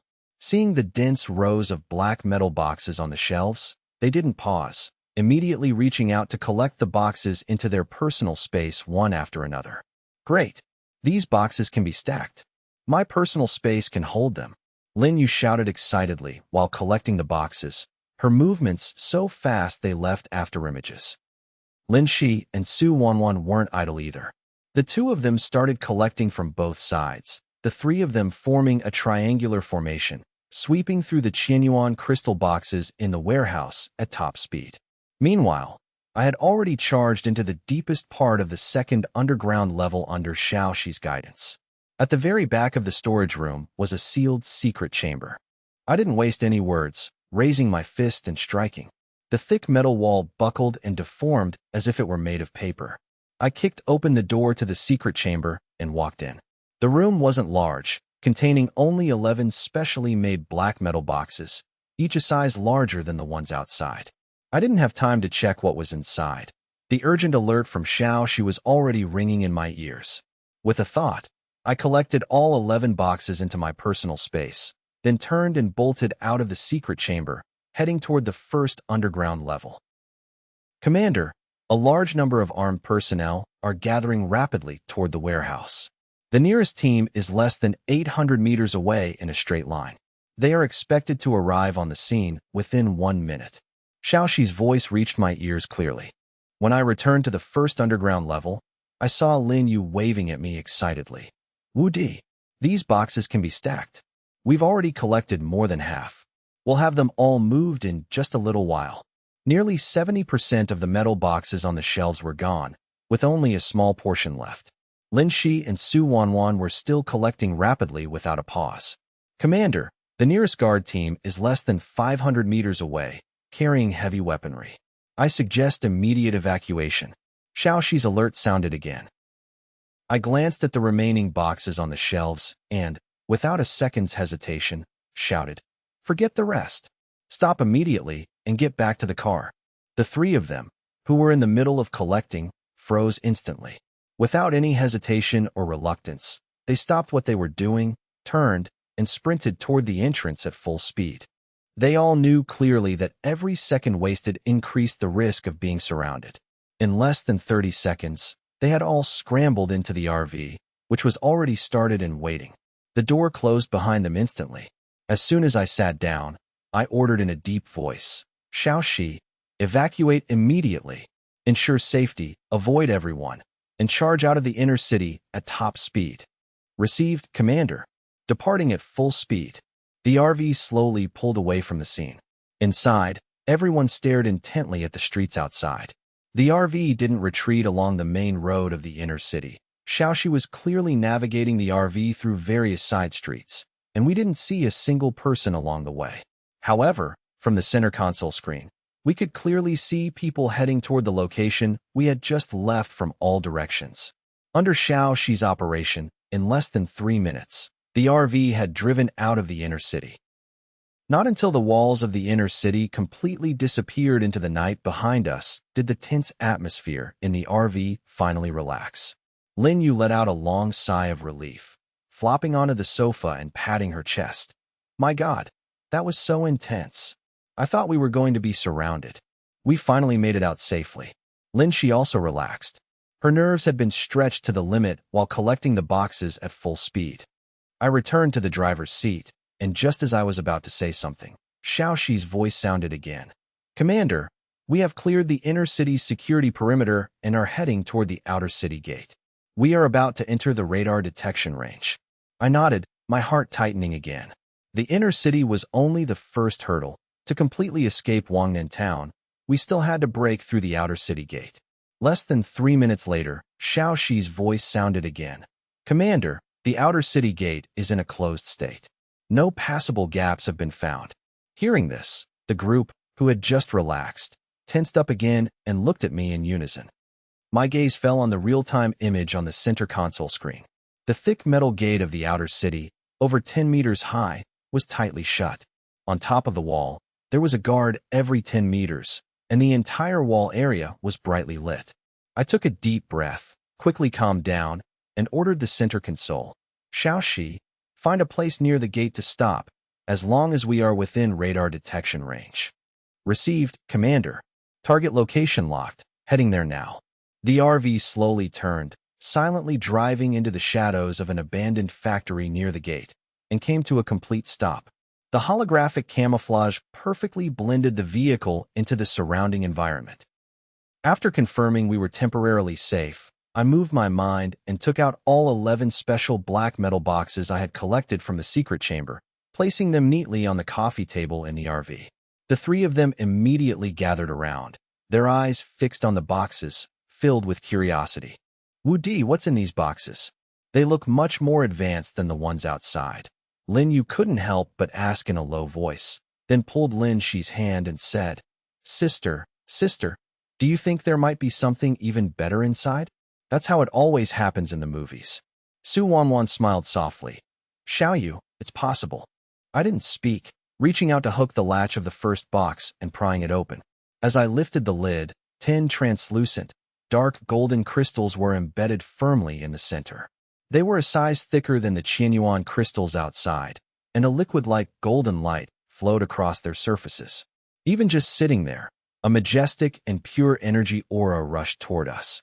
I reached out and picked up one of the crystals, and the system interface immediately popped up the full attribute panel. Qianyuan crystal, gold quality, a standard high-energy core of the Great Qian Empire, refined from natural Qianyuan organ energy output, is stable with no decay. Can be used to power vehicles instead of fuel. Looking at the striking gold quality label on the panel, a flash of shock crossed my eyes. If these were all gold quality, then in my hands, they would be at least red quality or even eternal quality. It really is energy, and it's gold quality. Wu Di, did we strike it rich? Lin Yu also picked up a crystal, her face full of surprise. Lin Shi looked at the crystal in her hand, her tone filled with shock. Is this scavenger alliance really that wealthy? Su Wanwan said worriedly. Wu Di, the scavenger alliance lost these things. What will happen to us next? Sister Wanwan, don't worry. Once the gate opens in the morning, we'll be gone. They definitely won't be able to find us. Lin Yu said triumphantly. Lin Shi held Su Wanwan's hand and said softly, Sister Wanwan, with Xiaoxi here, as long as they can't find us, we'll be fine even if we stay here. I suppressed the excitement surging in my heart and reached out to open the remaining 10 boxes one by one. The first 9 boxes were all filled with identical gold-quality Qianyuan crystals, 10 neatly arranged in each box, a full 90 of them. The dark golden crystals shimmered with a warm luster under the warm yellow lights of the RV. When I opened the last box, the 3 of them gathered around were stunned. This box didn't contain 10 crystals arranged neatly like the others. Instead, a single crystal the size of a fist was embedded in the center. It was a dazzling, brilliant red gold. I reached out and picked up this crystal. The moment my fingertips touched its surface, the system interface instantly popped up the full attribute panel. The striking orange text at the very top was particularly eye-catching. Qianyuan Mother Crystal. Orange quality, the core source crystal of a natural Qianyuan mineral vein. Can be used to power vehicles instead of fuel. Looking at the simple attribute description on the panel, my hand holding the Qianyuan Mother Crystal trembled slightly. An irrepressible ecstasy, like a tsunami, swept through my entire body. With my furnace of all things talent, The gold quality Qianyuan crystal in my hand could be fused and promoted to at least red quality, with a significant chance of reaching eternal quality. As for this one-of-a-kind orange Qianyuan mother crystal, thanks to talent amplification, it was guaranteed to be of eternal quality. It might even surpass the eternal grade. The energy shackles that had trapped me since I entered this survival world seemed to have been completely shattered at this very moment. My mind was racing. What grade comes after eternal? Should I use it for Xiaoxi or for Unit 01? If I give it to Xiaoxi, could she control the Remnant Council's mechas? If I give it to Unit 01, would I be able to sweep through this entire world?